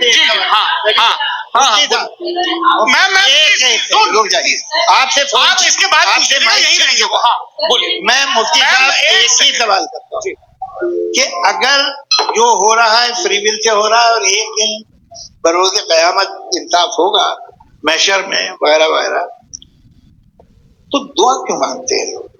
दुआ मांगते हैं इसके मतलब है अभी भी उसने ये डिपार्टमेंट रखा है कि मैं रोजमर्रा की जिंदगी में बिल्कुल ही कैन। तो तुम कैन हो, तुम मुझे नौकरी दिला देते हो, मेरे बेटे को ग्रीन कार्ड दिला देते हो, और 45,000 बच्चे मरते उन्हें रोकते नहीं हो। नहीं तो क्या आप ये कह रहे हैं कि इस दुनिया में जालिमों को कभी पकड़ ही नहीं होती है? अरे जो भी पकड़ होगी वो बच्चे रोते हैं। बिल्कुल, देखिए मैंने अपने ओपनिंग स्टेटमेंट में यही कहा था कि जनाब जावेद साहब सिर्फ emotional argument, this is an emotional argument. ये छोटे मोटे इसके पीछे का रीजन मैंने बताया क्या है। देखिए मैं बार बार यहाँ पर मंच से आप लोगों को सज्जनों इसलिए कह रहा हूँ ताकि थोड़ा सा आपके कॉन्शियस पे जोर रहे कि आपको ऑर्डर बचा के रखना है। वक्त तय हुआ था, ये वक्त पूरा हुआ, आपने इतने धैर्य पूर्वक सुना, मैं आप सबका बहुत बहुत शुक्रगुजार हूं। यदि इन दोनों विद्वानों की इच्छा होगी तो कभी हम इस बातचीत का राउंड 2, राउंड 3, यही तो देखिए खूबी है इंसान की कि बहस मुबाहसे में वो पड़ा रहता है। आप लोगों ने बड़े धैर्य का परिचय दिया, बहुत बहुत शुक्रिया। इसी के साथ ये बातचीत यहाँ पे समाप्त होती है। मैं एक बात बता दूं, ये सारी बहस हो गई, अब मुफ्ती साहब और बड़े मुफ्ती साहब इन के साथ में खाना खाने वाला हूँ।